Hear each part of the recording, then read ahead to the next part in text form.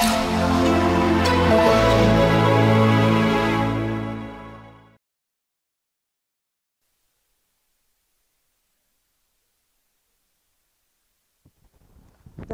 तुम्हाला बिलकुल काहीच अडचण येणार नाही. ठीक आहे, तुम्ही जे पण वाचाल ते. त्याच्यामुळे आपण हे एक 5 मिनिटात बंद करते मी स्लाईड. ठीक आहे, चालू स्टार्ट करा. फर्स्ट काय आहे, पहिला कोणता कालखंड आहे? पॅलिओलिथिक. Very good. पॅलिओलिथिकचा अर्थ काय? पॅलिओलिथिक म्हणजे काय? Old stone age. पॅलिओ म्हणजे ओल्ड, लिथिक म्हणजे स्टोन. का त्याला असं नाव दिलं?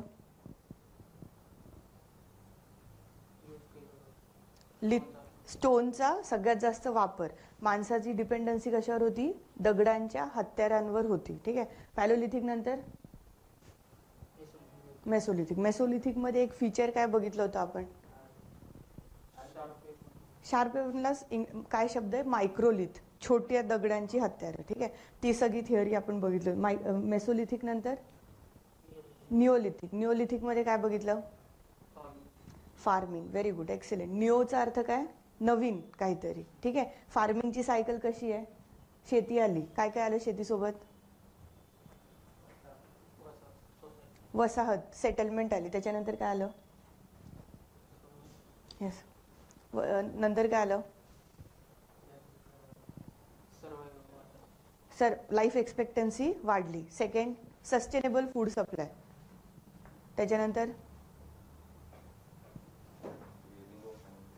Very good. अजून भांडी आली, फॅमिली रिलेशन आल्या, रिच्युअल्स आले, संस्कृती आली. मग तिथून पुढे ज्या पण संस्कृती येतील आपण काय नाव देतोय? कल्चर. ठीक आहे. इमॅजिन करा, आपण जेव्हा डिटेल बघू तेव्हा ह्या सगळ्या गोष्टी बघू. निओलिथिक नंतर काय आहे? नाही, त्याच्या आधी काय आहे? कोणतं मेटल आपण वापरलं? कॉपर. कॉपरलाच काय म्हणतात? चॅल्कोलिथिक. ठीक आहे. त्याच्यानंतर काय आहे? Bronze age. कॉपरमध्ये काय टाकलं? टिन, मिक्सिंग ऑफ धातू आपण जे म्हणतो ते चालू केलं. आणि मग ब्रॉन्झ एज. ब्रॉन्झ एज मधली सगळ्यात खूप संस्कृती होत्या, त्याच्यातली सगळ्यात महत्त्वाची कोणती? Indus valley. ठीक आहे. इंडस व्हॅलीचं सगळं बघितलं. डेव्हलप सोसायटी होती, हे सगळ्या गोष्टी आपण बघितल्या. IVC नंतर पुढे काय आहे? अर्ली वेदिक. अर्ली वेदिक म्हणजेच ऋग्वेदिक. ठीक आहे. त्याच्यामध्ये कोणता वेद बनवला गेला? ऋग्वेद. ओरल आहे हा, पाठांतर आहे. वेद काय आहे? श्रुती लिटरेचर आहे, पाठांतराने झालेले. असं नाही की तेव्हा लिहून ठेवलं होतं. पिढ्यानपिढ्या त्या लोकांनी, अजून पण वेद जे पठण होतं ते तेव्हापासून चालत आलेलं आहे. ठीक आहे. ऋग्वेदिक. त्याच्यानंतर काय आहे? लेटर वेदिक. लेटर वेदिक मध्ये कोणते 3 वेद आहेत? अथर्ववेद. ठीक आहे. हां, त्याच्या पुढे काय आहे? जनपद. आता हे बिफोर कॉमन एरा आहे की कॉमन एरामध्ये चाललोय आपण? बिफोर कॉमन एरा चाललोय. ठीक आहे. कॉमन एराला कधी येणार आपण? मौर्य. मौर्यचं जे ट्रान्झिशन आहे तेव्हा येणार. ठीक आहे. लेटर वेदिक नंतर काय आहे? जनपद. किती जनपद होते? तसे भरपूर होते. महाजनपद किती होते? 16. 16 पैकी एक कोण येणार? मगध. का मगधच 16 पैकी राईज होतो? दुसरं का नाही होत? वृज्जी का नाही होत? अश्मका का नाही होत?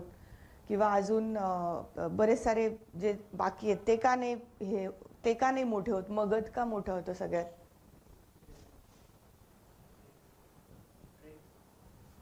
अजून काय सांगितलं होतं मेजर थिअरी? गंगा नदीच्या, त्याच्यामुळे त्यांचं टॅक्सेशन, ॲग्रिकल्चर, प्रॉस्पेरिटी आणि मगधाचे राजे. ठीक आहे. Very good. त्याच्या पुढे काय आहे? मगध नंतर मगधामध्ये 3-4 डायनेस्टी आहे. मग कोण बघितलं आपण जेव्हा अलेक्झांडरचं इन्व्हेजन होतं? धननंदा. नंदा डायनेस्टी जी होती मगधाची, त्याच्यातल्या शेवटचा, त्याचे वडील होते महापद्मनानंद आणि मुलगा धननंदा. धन नावाप्रमाणेच पैसा खूप जास्त प्रिय होता. त्याच्या काळात बऱ्याच मगध जे आहे ते प्रॉस्पेरिटीच्या लेवलला होतं. अलेक्झांडर आला, मग कोण आलं? चाणक्य आला. चाणक्याने काय केलं त्यावेळेस? चंद्रगुप्तला ट्रेन केलं आणि मग मौर्य डायनेस्टी सुरू झाली. मौर्य, मग पुढे आपण बघूया मौर्याच्या नंतर कोण आहे? पोस्ट मौर्य. पोस्ट मौर्य नंतर आपलं फर्स्ट म्हणजे फर्स्ट सेंचुरीमध्ये ट्रान्झिशन होतं. त्याच्यामध्ये सातवाहना आणि ह्या सगळ्या गोष्टी आपण बघूया. त्याच्यानंतर कोण आहे पोस्ट मौर्यच्या नंतर? गुप्त. Very good. गुप्तामध्ये जेव्हा डिटेल जाऊ तेव्हा सगळ्या गोष्टी. गोल्डन पिरियड ऑफ गुप्ता असं लक्षात ठेवलं आपण, ज्याच्यामध्ये कालिदास आहे. त्यावेळेस सोन्याची नाणी खूप मोठ्या प्रमाणावर होती आणि ह्या सगळं. पोस्ट गुप्त त्याच्यामध्ये कोणते 3 स्ट्रगल पुढे बघितले आपण? ते तर पुढे एक नंबर लक्षात ठेवायला सांगितलं होतं, एंड ऑफ एन्शियंट इंडिया, प्राचीन भारताचा म्हणजे आपण एक संपला असं म्हणतो. कोणती तारीख आहे ती? 647. Very good. ठीक आहे. त्याच्यामध्ये काय? डेथ ऑफ हर्षा, हर्षाचं मरण. आणि याच्या पद्धतीने आपलं प्राचीन भारत संपला आणि अर्ली मिडवेलला ट्रान्झिशन चालू केलं. कोणते 3 लोकांचं स्ट्रगल आहे अर्ली मिडवेलमध्ये? राष्ट्रकूटा, पाला आणि गुर्जर प्रतिहारा. ठीक आहे. ह्या पिरियडमध्ये अजून एक मी तुम्हाला इन्व्हेजन सांगितलं होतं. कोण येतं आपल्याकडे? मुस्लिम इन्व्हेजन. कोण येतं?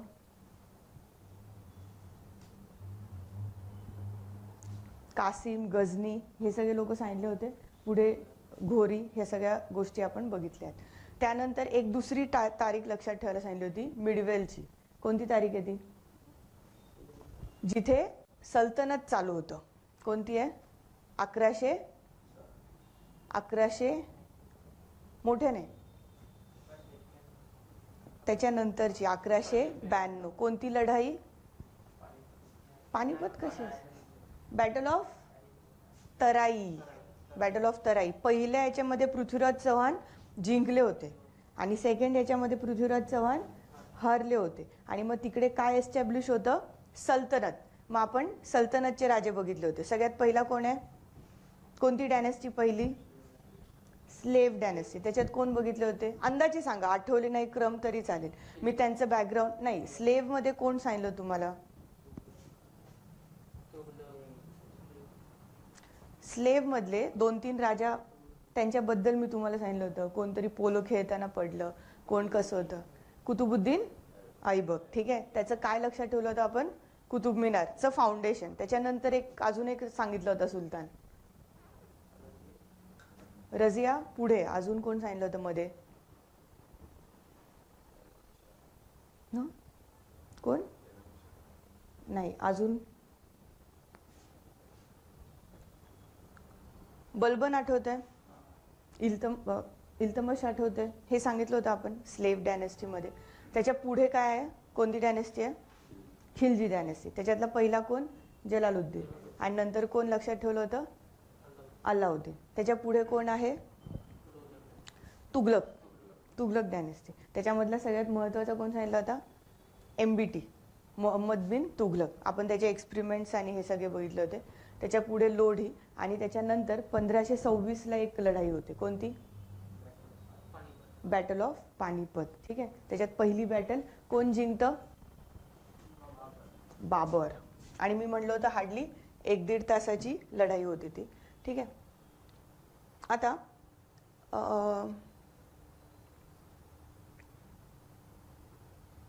लास्ट लेक्चरला आपण हे सगळं बघितलं होतं ना? साऊथ इंडियाचं हे टाइमलाईन झाली आहे ना? बहामनी पण बघितले आपण.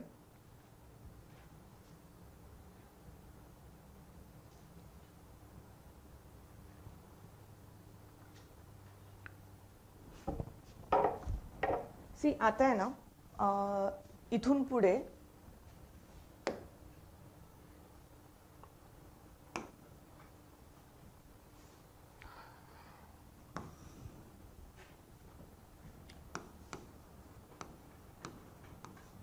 (1526) तुमच्या ह्याच्यात लिहा ते 1707. ठीक आहे. हे टाइमलाईन आपण थोडं नंतर बघू. याच्यात खूप जास्त तुम्हाला अजून राजे महाराजे आणि कन्फ्युजन जास्त होईल.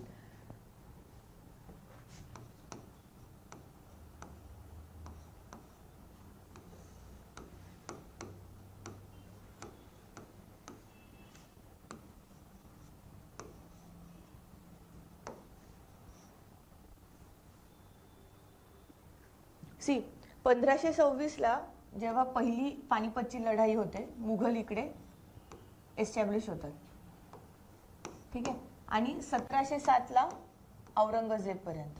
तर हा जो कालखंड आहे 1526 ते 1707, याला म्हणतात इम्पिरियल मुघल्स. इम्पिरियल मुघल म्हणजे साम्राज्यवादी मुघल, ठीक आहे. कारण की याच्यातला प्रत्येक माणूस, म्हणजे इथे सगळ्यात पहिलं बाबर झालं, हुमायूं झालं, यांच्या खूप इंटरेस्टिंग स्टोरीज आहे. अकबर झालं, शहाजहान झालं, त्याच्यानंतर शहाजहान नंतर औरंगजेब, आणि औरंगजेबाचे 2 भाऊ मुराद आणि अजून एक. तर ह्या सगळ्या पिरियडमध्ये ना यांचा कालखंड आपण अभ्यासतो त्या पर्सन ओरिएंटेड स्ट्रॅटेजीने. म्हणजे अकबरने काय केलं, शहाजहानने काय केलं, जहांगीरने काय केलं, म्हणून या कालखंडाला म्हणतात इम्पिरियल मुघल्स. साम्राज्यवादी मुघल कोण होते, तर हे होते, ठीक आहे. हा मिडवेल इंडियाचा सगळ्यात महत्त्वाचा पार्ट आहे. आता पण जी 28 सप्टेंबरला राज्यसेवा होईल, तर याच्यावरती एका तरी मुघलवरती प्रश्न असेल. डिस्क्रिप्शन देतात आणि विचारतात असं कोणी स्ट्रॅटेजी केली, हे कोणाच्या काळात झालं, चेन ऑफ जस्टिस कुणाच्या काळात होती.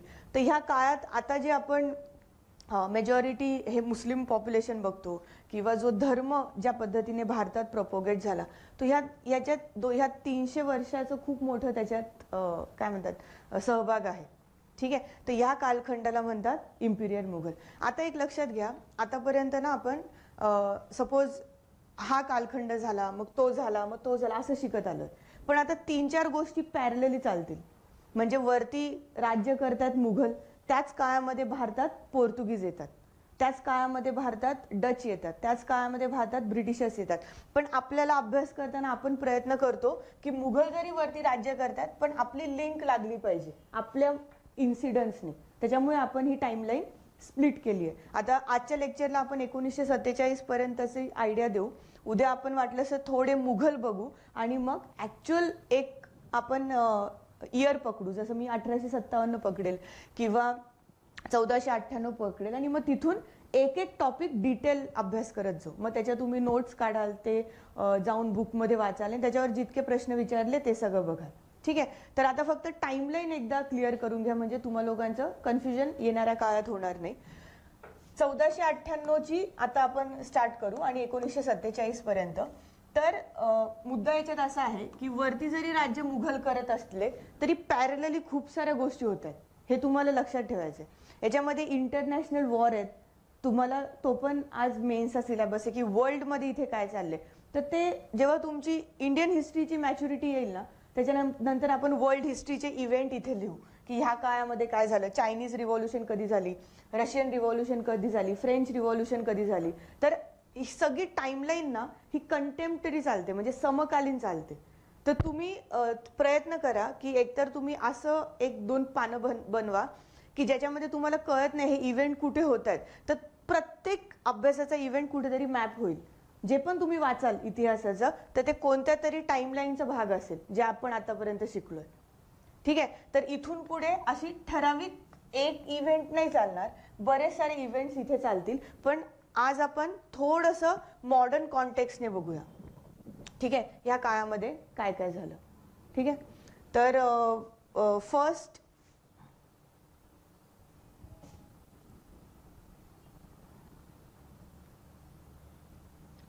आता मागच्या लेक्चरला पण मी तुम्हाला सांगितलं होतं,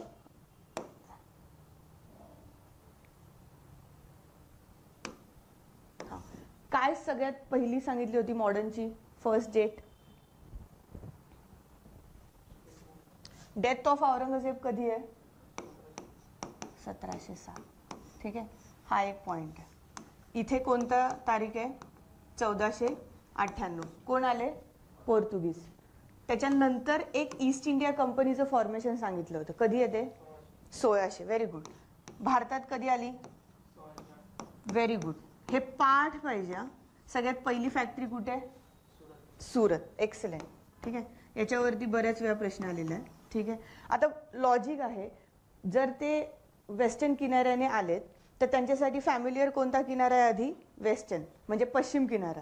नंतर ते जेव्हा भारतामध्ये राहायला लागतात तर तुम्हाला इकडे 1611ला मसुलीपट्टणमला दिसेल, त्याच्यानंतर कालिकत वगैरे, म्हणजे कलकत्त्याचं जुनं नाव कालिकत होतं, मग तिथे तुम्हाला दिसेल. आणि एकदा हे लोक सेटल झाले ना, तर ऑलमोस्ट म्हणजे 1600 पासून आपण बघूया ते जेव्हा डिटेल जाऊ तेव्हा 1600 पासून 1757 पर्यंत काय यांची स्वतःची भांडणं आहेत. ठीक आहे, मग याच्यात कोण कोण आहेत? पोर्तुगीज आहेत, डच आहे, त्याच्यानंतर फ्रेंच आहेत आणि ब्रिटिश आहेत आणि एक डेन्मार्कचे डेन्स असं म्हणतात. तर ते डेन्मार्कचे ते त्यांचं काही इतकं एवढं नाहीये, हे लोक सगळं विकून निघून जातात. फक्त हे 4 लोक आपल्याला महत्वाचे आहेत. ठीक आहे, मग पोर्तुगीज येतात. तर तुम्हाला यांच्याबद्दल थोडा आयडिया देते. युरोपातले ना म्हणजे आपल्याकडची एवढी जमीन याला किंमत नाही, पण युरोपमध्ये काय जमिनीची कमतरता आहे. ठीक आहे, त्याच्यामुळे त्यांना लँडची खूप जास्त किंमत आहे. हे लोक का आले आपल्याकडे? कारण की त्यांच्या इतकुशा जमिनीमध्ये ते काही मोठं करू शकत होते का? नाही.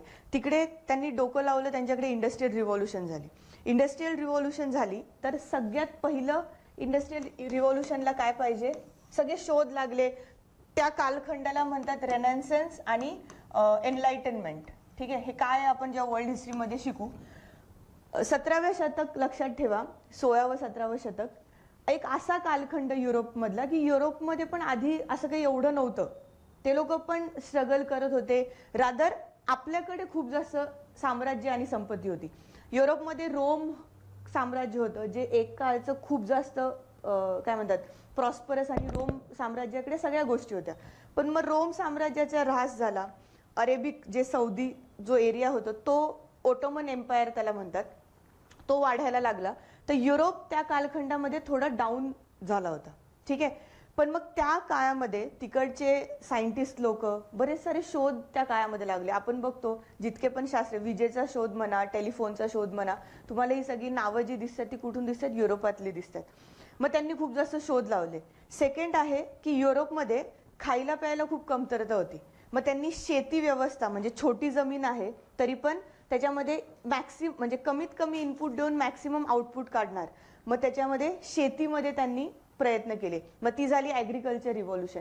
आणि ह्या सगळ्याचं आउटपुट होतं आणि पॉप्युलेशन म्हणजे त्यांना खायला प्यायला मिळालं, लोकांची लाईफ एक्सपेक्टन्सी वाढली आणि पुढे झाली इंडस्ट्रियल रिव्हॉल्युशन. आता जेव्हा पण इंडस्ट्रियल रिव्हॉल्युशन होते त्याला सगळ्यात पहिलं काय लागतं? कच्चा माल.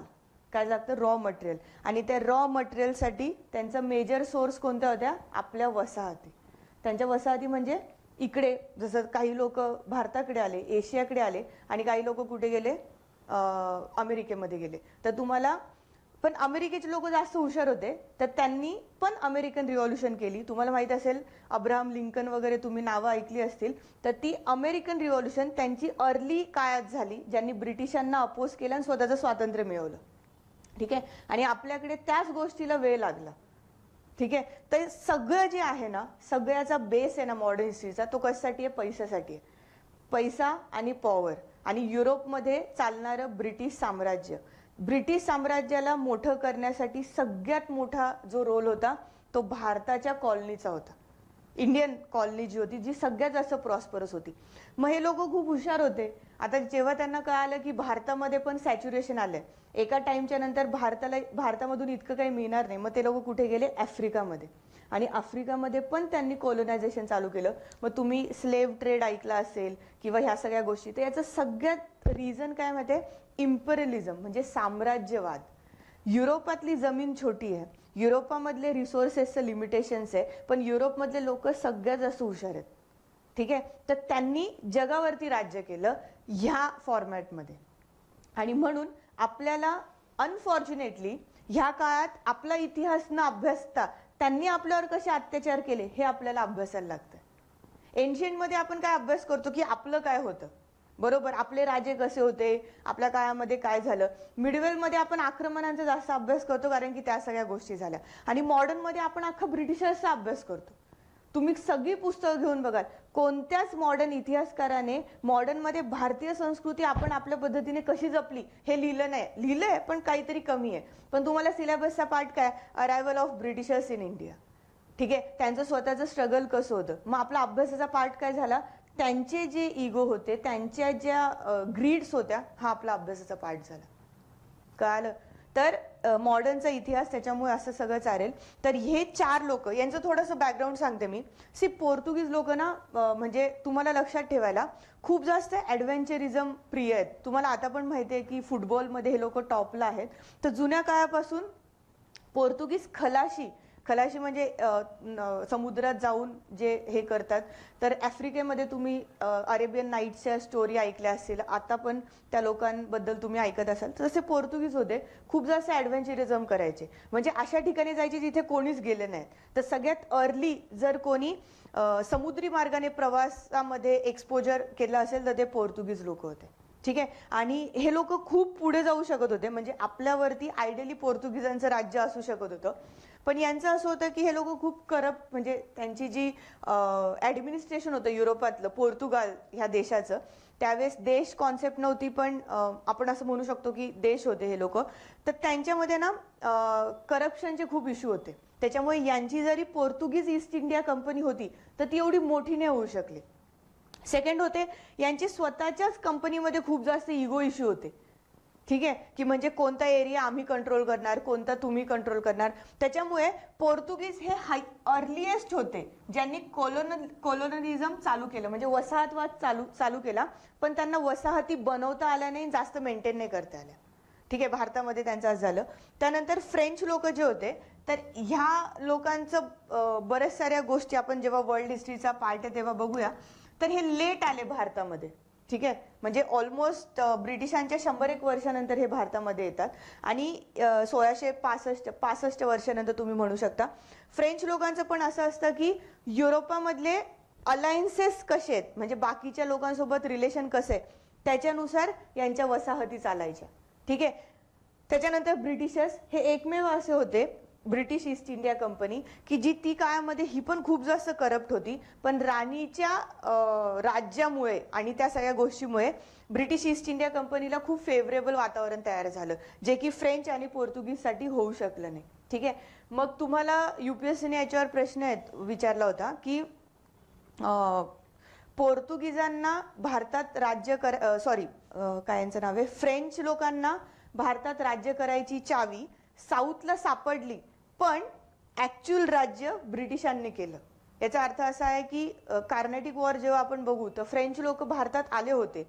त्याच्यातला एक सगळ्यात मेजर ऍडमिनिस्ट्रेटर होता डुप्ले, तुम्ही कधी नाव ऐकलं असेल. तर डुप्ले हा जो गव्हर्नर होता फ्रेंच लोकांचा, तर तो प्रचंड स्ट्रॉंग होता. पण त्या काळामध्ये त्याच्या समहाऊ स्ट्रॅटेजीज फेल झाल्या आणि साऊथला आयडियली फ्रेंचचं राज्य असू शकलं असतं, पण ब्रिटिशांनी त्यांना ओव्हरटेक केलं आणि वेस्ट बेंगॉलमधून त्यांनी राज्य चालू केलं. तर फेमस प्रश्न आहे, ते या 100 वर्षामध्ये काय काय झालं हे आपण बघूया. आता 1757 तुम्ही लक्षात ठेवा, काय बॅटल ऑफ प्लासी. कुणामध्ये झाली होती battle of Plassey? Nawab of Bengal. आणि कोण आहे? British east India company. त्याच्यामध्ये आपण नंतर जे काही गव्हर्नर आहे ते आपण बघूया. मग 1757 नंतर काय पुढे? Very good. त्याच्यात कोणती बॅटल आहे? Battle of Berkshire. ठीक आहे, एवढं लक्षात राहील. बॅटल ऑफ बक्सार पर्यंत लक्षात राहील. ठीक आहे. ठीक आहे. आता 1700, आता आपण इथून चालू करूया. 1757 लक्षात ठेवलं आणि मॉडर्नचं आता 1857 तुम्ही लक्षात ठेवलं. 1857 काय झाला होता? उठाव. ठीक आहे. आता याच्यामध्ये काय होती उठावाची कारण? तुम्ही मूवी बघितले, सगळं बघितले, काय रिझन उठावाचं?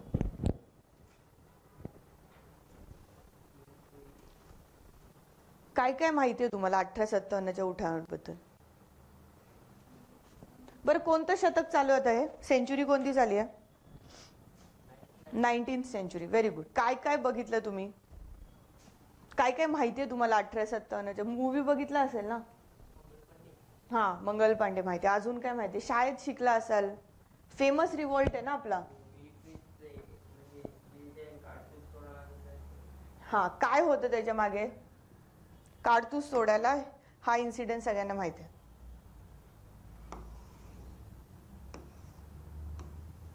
अजून काय होतं?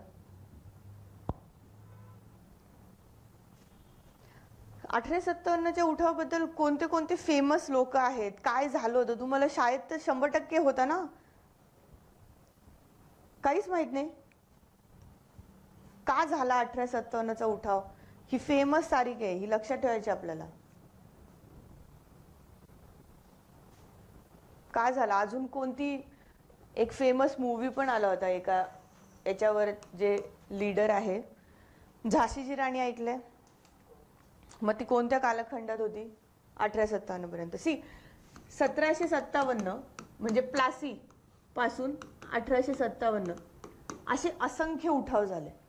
ठीक आहे, म्हणजे फॉर एक्झाम्पल इकडे कोल रिबेलियन झाली, कोल इकडे एक झालं, त्याच्यानंतर संन्यासी रिव्हॉल्ट झाला, त्याच्यानंतर चुआर रिव्हॉल्ट झाली, त्याच्यानंतर तुम्ही बघू शकत होत्या मुंडा रिव्हॉल्ट झाला, त्याच्यानंतर पैका रिव्हॉल्ट झाला, पैकाज, त्याच्यानंतर नायकाडा रिव्हॉल्ट झाला गुजरातमध्ये, त्याच्यानंतर अजून तुम्ही इथे बघू शकता संथाल रिबेलियन झाली.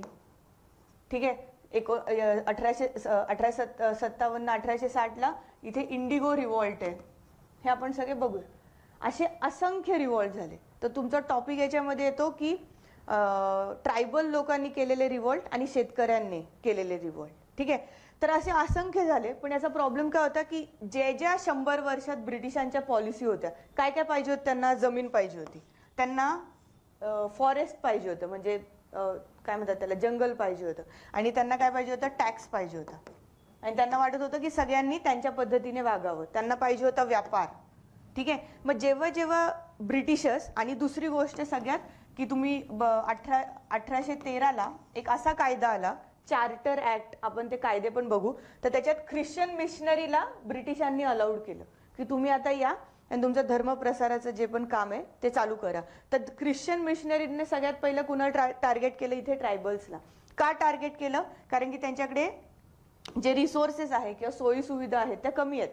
मग त्याच्यामुळे मिशनरी ऍक्टिव्हिटीज ज्या चालल्या त्या ह्या एरियामध्ये चालल्या. आणि म्हणून अशा बऱ्याच ठिकाणी, म्हणजे याच्यात असंख्य रिव्हॉल्ट आहेत. हे तुम्हाला जेव्हा मी सांगेल हे तुम्हाला पाठ करायचे, याचे लीडर पाठ करायचे, याच्यावरती दरवर्षी प्रश्न येतो, आणि रिझन पाठ करायचे की आपल्याकडचा कोळी उठाव झाला होता, का झाला होता, छोटा नागपूरला उठाव झाला होता, तो का झाला होता, संथाल रिबेलियन का झाली होती, संथालवरती आता पण UPSCने प्रश्न विचारला होता. तर हा महत्वाचा पार्ट आहे. पण याच्यापैकी एक पण रिव्हॉल्ट मोठा नाही होऊ शकला. का? कारण की हे पर्टिक्युलर रिजनला सीमित होते. ठीक आहे, पर्टिक्युलर रिजनला सीमित होते. मग याच्यातला सगळ्यात मोठा जो झाला, रिव्हॉल्ट ऑफ 1857, हा असा रिव्हॉल्ट आहे की सावरकर यांना म्हणाले की हे फर्स्ट नॅशनल वॉर आहे इंडिपेंडन्ससाठीचं, म्हणजे सगळ्यात पहिला राष्ट्रीय उठाव आहे. सगळ्यात पहिलं कारण काय होतं? 150 वर्षाच्या आधीच्या रूलमुळे आपली जो समाज होता त्रस्त झाला होता. ठीक आहे, जे पण सगळं चालू होतं यांच्या टॅक्सेशन आणि वसाहतीसाठी चालू. तुम्ही लगान पिक्चर बघितलाय, ब्रिटिशांचं टॅक्सेशन कसं होतं तुम्हाला माहिती आहे की ऑलरेडी खायला प्यायला त्या घरात काही नाही, दुष्काळ.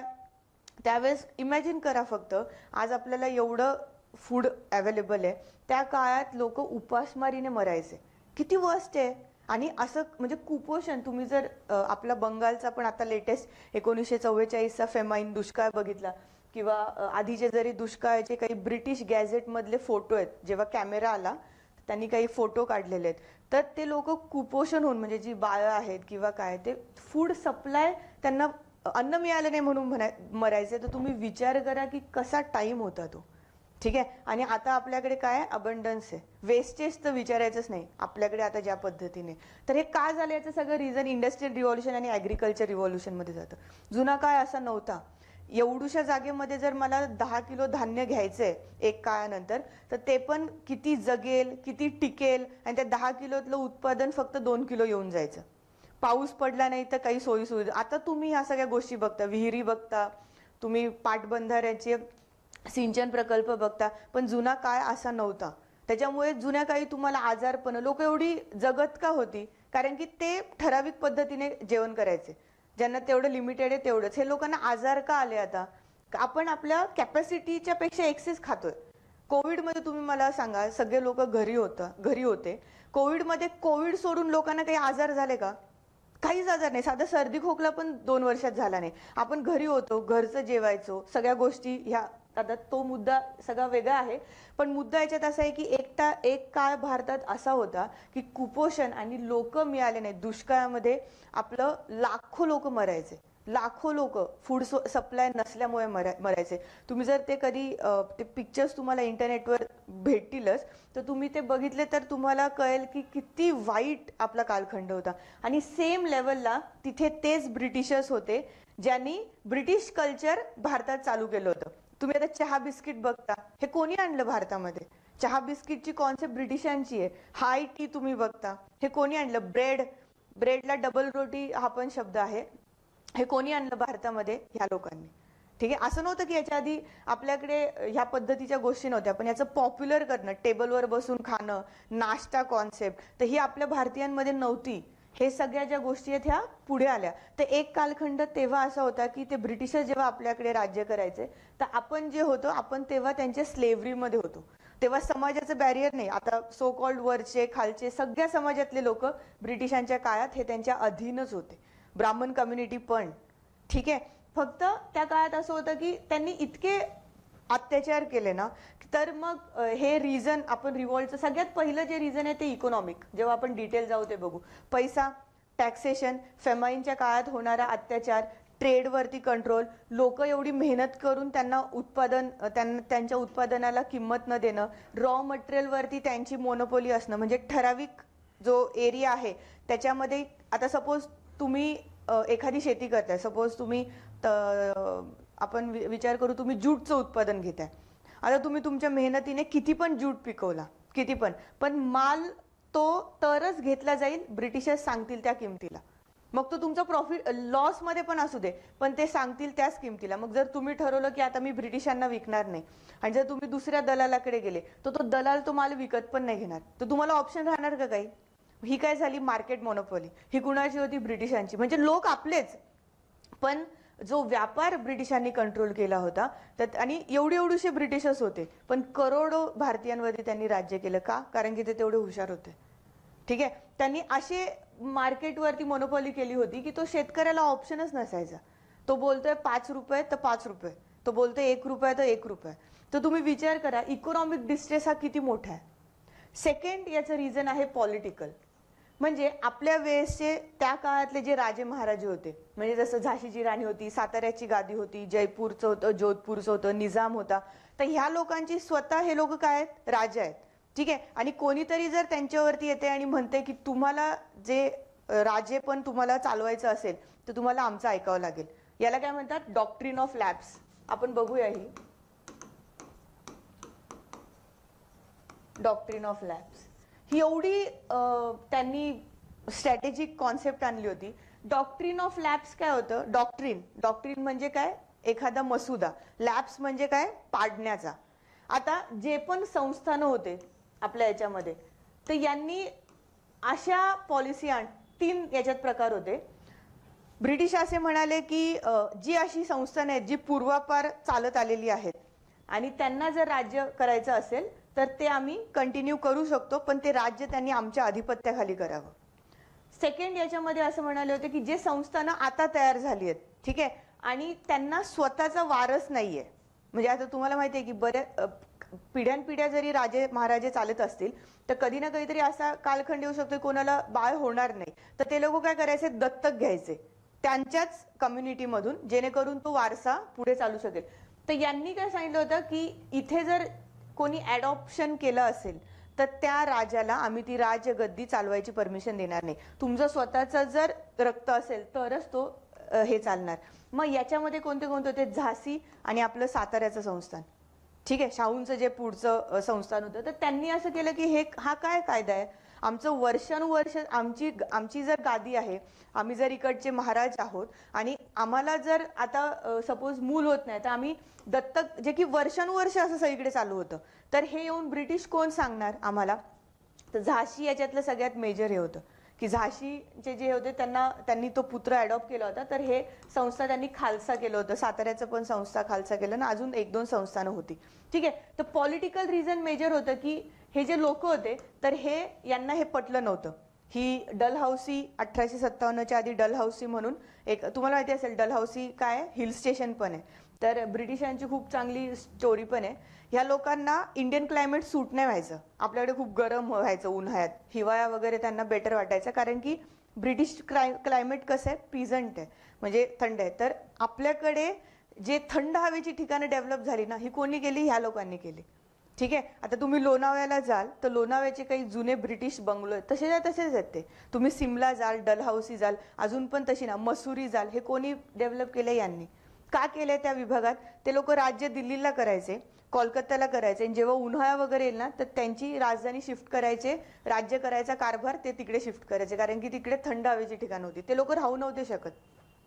आपण आता हे जे तुम्ही हवेली कॉन्सेप्ट बघता किंवा बंगले, जुन्या काळची महाराष्ट्रीयन घरं किंवा भारताची घरं अशी नव्हती. पण हे ब्रिटिशांनी कल्चर केलंय की सपोज मी एखादा बंगला बांधला तर खूप मोठं पटांगण सोडायचं. का? कारण की ब्रिटिशांना ऑलवेज भीती असायची की आमच्यावर आक्रमण होऊ शकतं भारतीय लोकांचं. तर ती विजिबिलिटी राहण्यासाठी तुम्ही जे आजकाल बंगलो कॉन्सेप्ट बघता ना, की खूप मोठं लॉन असतं पुढे, हवेली कॉन्सेप्ट जुन्या उत्तर भारतामध्ये, तर ती सिक्युरिटीसाठी बनलेलं आहे की त्या हवेलीवर राहून उंच ठिकाणी त्यांना लक्ष देता येईल की आमच्यावर कोणी आक्रमण करतंय की नाही. पण पुढे काय झालं? हा ट्रेंड झाला. पुढे काय झालं? हा पैशाचा सिम्बॉल झाला. पण त्याचं जे ओरिजिन होतं ते तसं नव्हतं. तर हे सगळं आपण बघितलं. तर सेकंड होतं पॉलिटिकल रिझन, म्हणजे त्या काळामध्ये जमीनदार जे होते त्यांच्यावरती अत्याचार केले, त्यांची ऑटोनॉमी गेली. पॉलिटिकल आपण डॉक्ट्रिन ऑफ लॅप्स डलहौसीचं बघितलं होतं. आणि थर्ड आहे रिलिजियस.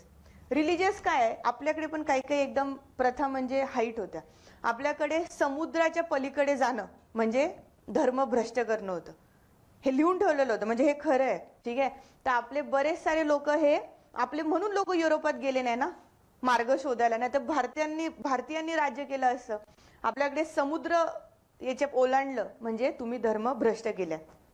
आणि त्याच्यामुळे आता जे आहे ते तर ब्रिटिशर्स म्हणले असं चालणार नाही. तुम्हाला जर आमच्या सैन्यात काम करायचं असेल तर तुम्हाला ब्रिटिशांचं सैन्य जिथे जिथे आहे तिथे जाऊन युरोपात पण तुम्हाला सेवा द्यावी लागेल. मग त्यांना भारतीयांना तो राग आला. अजून एक गोष्ट की ब्रिटिश सैन्य तुम्ही बघितलं असेल की एकदम डिसिप्लिन असतं. आता जसं टिक्का अलाउड करत नाही किंवा म्हणजे सरदार पगडी वगैरे असतं, तर त्यांना पण ब्रिटिशांनी प्रॉब्लेम केला होता.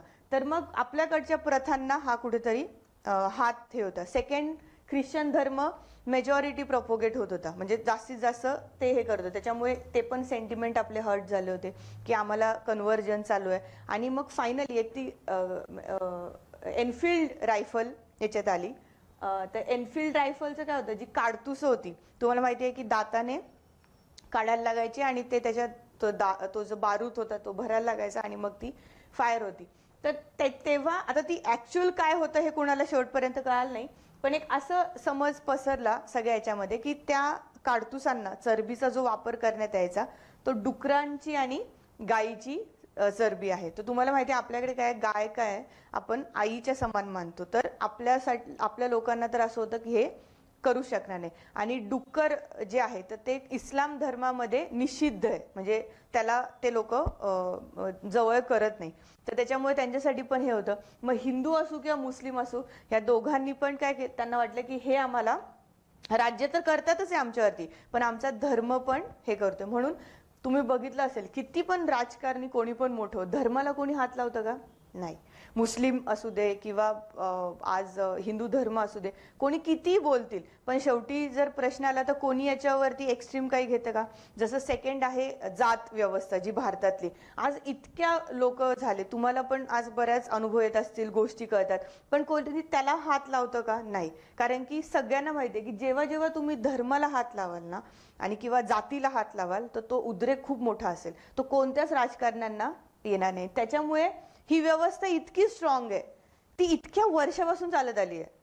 तुम्ही विचार केला, प्रत्येकाला कधी ना कधीतरी वाटलंच असेल रिफॉर्म करा, पण कोणी याला टच नाही करू शकलं. तर ब्रिटिशांनी पण याला जेव्हा धर्माला टच केलं ना तर तेव्हा हा इतका मोठा रिव्हॉल्ट झाला.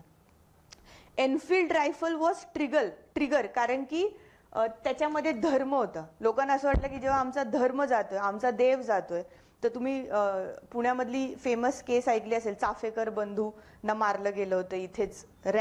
चाफेकर बंधूंने रँडला मारलं होतं, कारण की त्या लोक जेव्हा म्हणजे आपल्याकडे प्लेगची साथ पसरली होती, आपण बघूया ती, तर तो जेव्हा ऑडिट करायला यायचा तर प्रत्येकाच्या घरात, आता इथे काही वेगवेगळ्या धर्माचे कोणी असायचं तर प्रत्येकाच्या घरात देवाचे फोटो खूप असायचे. आणि त्यावेळेस तर पुणे हे तुम्हाला माहिती आहे की कर्मठ ब्राह्मण समाज एक जुन्या किंवा नॉर्मल लोक पण सनातनी लोक खूप जास्त देवाला मानायचे, तर खूप सारे फोटो असायचे. तर तो जेव्हा रँड यायचा तर तो डायरेक्ट हे घ्यायचा आणि फेकून द्यायचा, म्हणजे त्याने इतका अपमान केला आपल्या देवांचा. तर त्याच्यामुळे चाफेकर बंधूंनी इमॅजिन करा त्याला सगळ्यांच्या समोर मारलं होतं. तर जेव्हा जेव्हा हे लोक धर्माला हात घालणार ना तर त्यांना तर तो मेजर रिव्हॉल्ट जो होतो तो याच्यात होता. असे बरेच सारे रिझन याच्यामध्ये आहेत आणि फायनली हा रिव्हॉल्ट होतो खूप मोठ्या प्रमाणावर. आणि जर हा सक्सेसफुल झाला असता, ठीक आहे, तुम्ही विचार करा 1857 जर सक्सेसफुल झाला असता आणि त्यावेळेस जर ब्रिटिशर्स गेले असते तर आता भारताची परिस्थिती काय असते. ठीक आहे, म्हणजे पुढचे ऑलमोस्ट 100 वर्ष ब्रिटिशर्स राहतात खूप मोठ्या प्रमाणावर. तर तुम्हाला परीक्षेचा पॉइंट ऑफ व्ह्यूने ह्या रिव्हॉल्टचे सेंटर माहिती पाहिजे. दिल्लीला कोण होतं, बरेलीला कोण होतं, बेगम हजरत महल तुम्ही ऐकलं असेल, त्याच्यानंतर आपल्या साताऱ्यात कोण होतं, झाशीला कोण होतं, त्याच्यानंतर साऊथला पण आंध्र प्रदेश आणि इकडे आता नवीन ज्या गोष्टी येतात तर त्याच्यात हा रिव्हॉल्टचे लोक सापडतात. तर तुम्हाला सेंटर आणि लोक पाठ पाहिजे कंपल्सरी. फाशी कोणाला दिली होती, तात्या टोपे कोण होते, नेपाळला कोण पळून गेलं होतं, नानासाहेब कोण होते, मग पेशव्यांचं जे वंशज होतं तर ते पुढे कानपूरला स्थायिक झालं रिव्हॉल्टसाठी जेव्हा तिकडे गेलं. तुम्हाला या सगळ्या गोष्टी माहिती पाहिजेत. आणि रिव्हॉल्टच्या नंतर आफ्टर काय झालं हे पण तुम्हाला माहित पाहिजे. तर याच्यातलं मेजर काय होतं, ब्रिटिशांना लागलेला हा खूप मोठा धक्का होता. आपल्या लोकांनी लिटरली ब्रिटिशांना जाळून टाकलं. काही काही जे रिव्हॉल्टचे सेंटर होते की जसं दिल्लीचं सेंटर होतं तर तिकडे एक ब्रिटिश ट्रूप होता आणि तो एका घरात त्यांच्या महिला, त्यांच्या वाईफ वगैरे जे पण होत्या, तर जमाव इतका संतप्त होता की त्यांनी सगळ्यांना जाळून टाकलं. म्हणजे त्यांच्यावर अटॅक मारलं तर ठीक आहे, पण जिवंत काही ब्रिटिशांना जाळलं.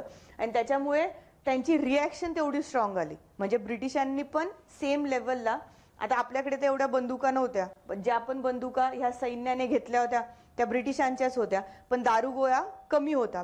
दारुगोळ्याची मेनोपॉली कुठे होती, ब्रिटिशांकडे होती. मग फायनली ब्रिटिशांनी तो दारुगोळा यूज करून, त्या बंदुका यूज करून हा सगळा उठाव हा एक 15 ते 20 दिवसात दडपला. 3 ते 3.5 महिने चाललेला हा पूर्ण थ्रिल आहे. प्रत्येक भागात ब्रिटिशांना प्रचंड संताप फेस करायला लागला आणि तो पहिला असा झटका होता ब्रिटिशांना. त्यांना वाटलं की नाही, राज्य करायचं तर आता काहीतरी मर्यादेत राहून राज्य केलं पाहिजे, नाहीतर आमचं काही खरं नाही. ठीक आहे, तर हा एक फेमस लँडमार्क आहे इंडियन हिस्ट्री साठी. अभ्यासाच्या पार्टमध्ये तुम्हाला प्रत्येक ठिकाणी येईल. पॉइंट ऑफ व्ह्यूने तुम्हाला कारणं माहीत पाहिजे, लॉजिकल आहेत ते, सेंटर्स माहिती पाहिजे, ते लीडर माहिती पाहिजे. आणि ब्रिटिश लीडर्स आहेत काही, म्हणजे रोज असेल किंवा स्कॉट असेल, दिल्लीला होता तो, तर त्याने किती जास्त अत्याचार केले हा उठाव दडपण्यासाठी. त्याने म्हणजे लोकांना फाशी झाल्या, सैन्यामधले काही लोक होते त्यांना ऑन द स्पॉट मारलं गेलं तिथे. असंख्य असा हा फेमस रिव्हॉल्ट आहे, तर हा तुम्हाला माहित पाहिजे. ठीक आहे, आता याच्या पुढे राजकारण सगळं बदललं. ठीक आहे, आतापर्यंत आपण काय बघत होतो,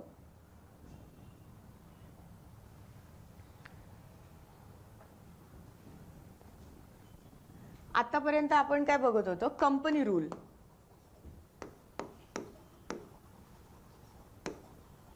मी तुम्हाला ती थिअरी सांगितली होती. ही कंपनी म्हणजे कोण आहे, फॉर एक्झाम्पल आज तुम्ही TCS घ्या, इंडियन कंपनी आहे आणि TCS आफ्रिकामध्ये जाणार आणि रूल करणार, तर तो काय होणार, कंपनी रूल. मग TCS मी सपोज गव्हर्नमेंट आहे किंवा आता चीफ मिनिस्टर आहे किंवा प्राईम मिनिस्टर आहे ह्या भारताची, तर TCS मला म्हणणार की तुम्ही आमच्या पद्धतीने आम्हाला फक्त सोयी सुविधा द्या, आम्ही तुम्हाला खूप जास्त रेव्हेन्यू देऊ. तर तशी ही ईस्ट इंडिया कंपनी होती जी 1600ला फॉर्म झाली आणि ती क्वीनला म्हणत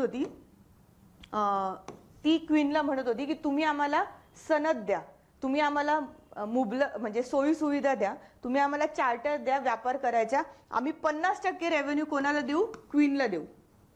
ठीक आहे, मग याच्यामध्ये 1700 पासून जे कायदे आहेत तर ते कसे आहेत, 1773चा रेग्युलेटिंग ऍक्ट.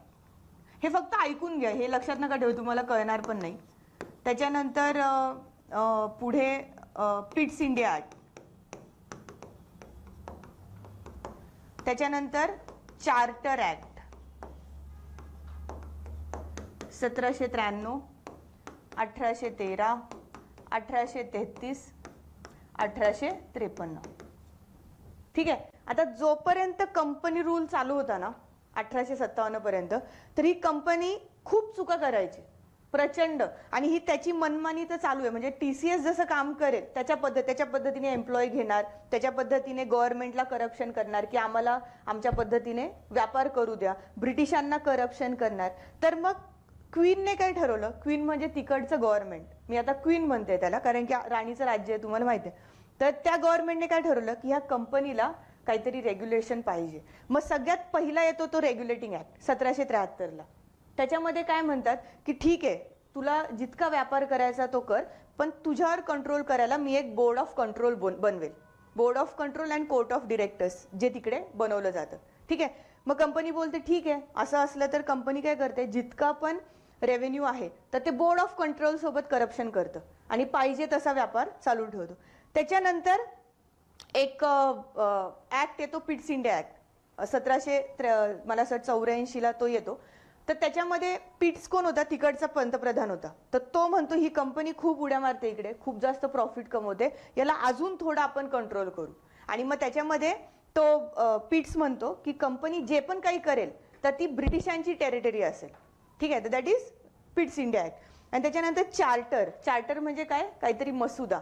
तर ह्या चार्टर ऍक्टमध्ये जो 93ला येतो, 13ला येतो, 33ला येतो आणि 53ला येतो. त्या 13मध्ये ख्रिश्चन मिशनरीज येतात, शिक्षण व्यवस्थेला 1 लाख रुपये दिले जातात.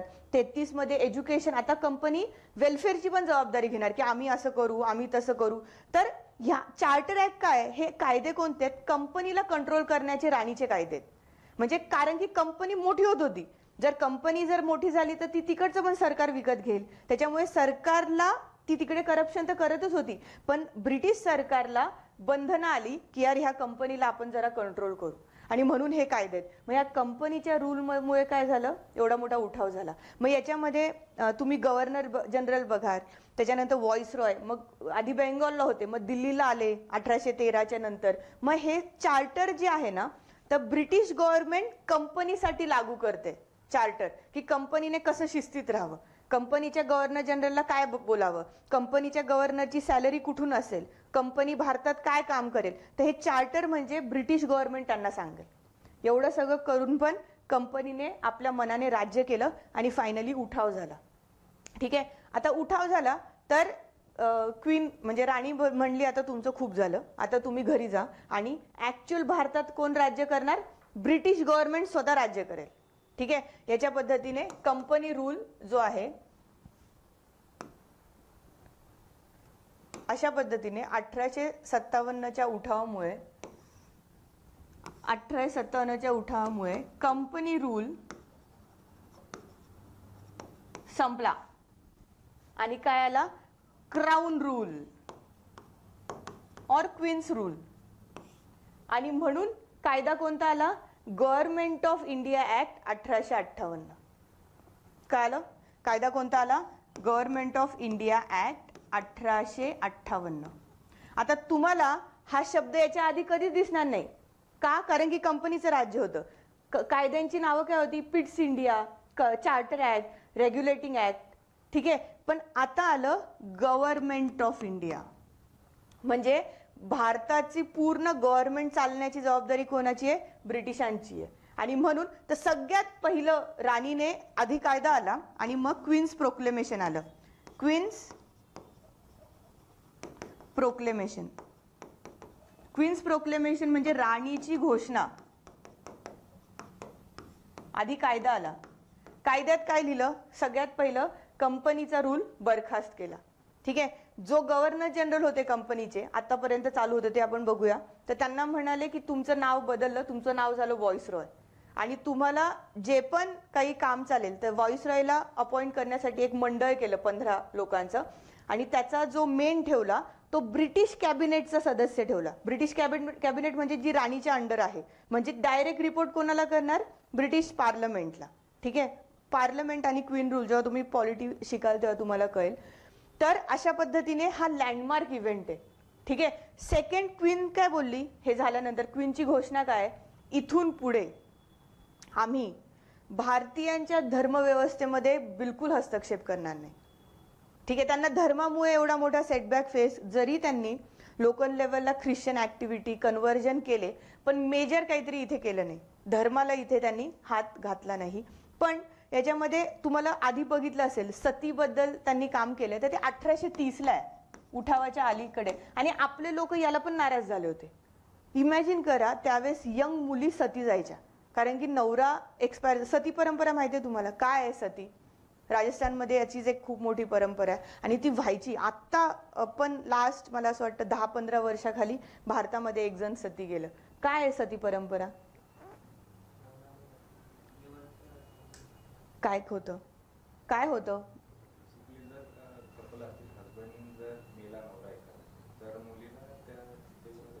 हां हां, बरोबर. तर तुम्ही इमॅजिन करा, त्यावेळेस लग्न कधी व्हायची? 13व्या वर्षी किंवा त्याच्या पण आधी बालविवाह व्हायचे. याच्यामध्ये त्यावेळेस रोगराई इतकी व्हायची की लोकांची लाईफ एक्सपेक्टन्सी इतकी नव्हती, आणि म्हणून जर नवरा एक्सपायर झाला तर जिवंत चितेवरती ते लोक सती जायचे, मुलगी. आणि ऑफकोर्स म्हणजे ही प्रथा किती जरी असली ना, तरी पण ती भीती किती भयानक आहे, बरोबर. तर बऱ्याच साऱ्या मुली ज्या आहेत याला विरोध करायच्या, त्या घाबरायच्या. तर हे लोक काय करायचे, सती म्हणजे मान आहे. फॉर एक्झाम्पल, आता जर कोणी पळून जाऊन लग्न करतंय तर डिफेमेशन आहे ना, आई वडिलांची इज्जत जाते. तर त्यावेळेस जर कोणी सती गेलं नाही तर त्या घराण्याची इज्जत जायची. तर हे लोक काय करायचे की त्यांना अफू म्हणा, औषध त्यांना द्यायचे आणि पूर्ण त्या मुलीला ट्रान्समध्ये ठेवायचे आणि असं सांगायचे की ती तिच्या मनाने सती जाते. तर तिला काहीच कळायचं नाही, फायनली तिचा मृत्यू व्हायचा. वर्स्ट परंपरा होती. काही याच्यातून कोणाला साध्य नाही, फक्त अभिमान याच्यातून खूप असायचा त्या घराला. ठीक आहे, काही सेल्फ मोटिवेटेड पण महिला असायच्या ज्या सती जायच्या, की नवऱ्यानंतर त्याचं आयुष्य तिचं काय असेल म्हणून. तर 1829ला आपण तो सती ऍक्ट आणि बेंगॉल रेग्युलेशन जेव्हा बघू, तर बेंटिक जो माणूस आहे तर त्याने प्रथा ही रद्द केली. आपल्याकडचे राजाराम मोहन रॉय, महाराष्ट्रातले नाना जगन्नाथ नाना शंकर सेठ, अशा बऱ्याच साऱ्या लोकांनी या प्रथेला त्यावेळेस विरोध केला की तुम्ही लोक असं करू नका. पण जे कर्मठ ब्राह्मण होते तर त्यांनी त्यांना अपोज केला की नाही, ही प्रथा चालणार, ही संस्कृती आपली. ठीक आहे. तर ब्रिटिशांनी काही चांगले रिफॉर्म पण केले, जसं आपल्याकडे मुलींचा जन्म झाला तर त्यांना मारलं जायचं, वर्स्ट पद्धतीने मारलं जायचं. बंगालमध्ये एक आयलंड आहे, तर तिकडे काही ठराविक किंवा राजपूत समाज जो होता, तर काही ठराविक समाजामध्ये आता पण आपल्याकडे मेल चाइल्ड प्रेफरन्स आहे, पण मुलींना जगवतात. ठीक आहे. पण एक टाइम असा होता की म्हणजे मुली बाळ झालं तर त्याला ऑन द स्पॉट मारलं जायचं आणि ती मारण्याची पद्धत पण खूप वर्स्ट होती. ठीक आहे. तर तुम्ही कधी इतिहासात वाचाल तर तुम्हाला त्या गोष्टी कळतील, त्या मी आता तुम्हाला बोलू नाही शकत. तर तो इन्फंटिसाइडचं जे हत्या आहे, म्हणजे स्त्री भ्रूण हत्या, ती आपल्याकडे खूप मोठ्या प्रमाणात होती. तर ब्रिटिशांनी त्याच्यासाठी पण काम केलं. तर लॉर्ड बेंटिक आपण बघूया, ब्रिटिश गव्हर्नर होता, पण त्याचं प्रमाणाच्या बाहेर चांगलं काम आहे याच्यासाठी. जसं मुंबईला तुम्ही एल्फिस्टन शब्द ऐकला असेल, एल्फिस्टन कॉलेज, एल्फिस्टन रोड.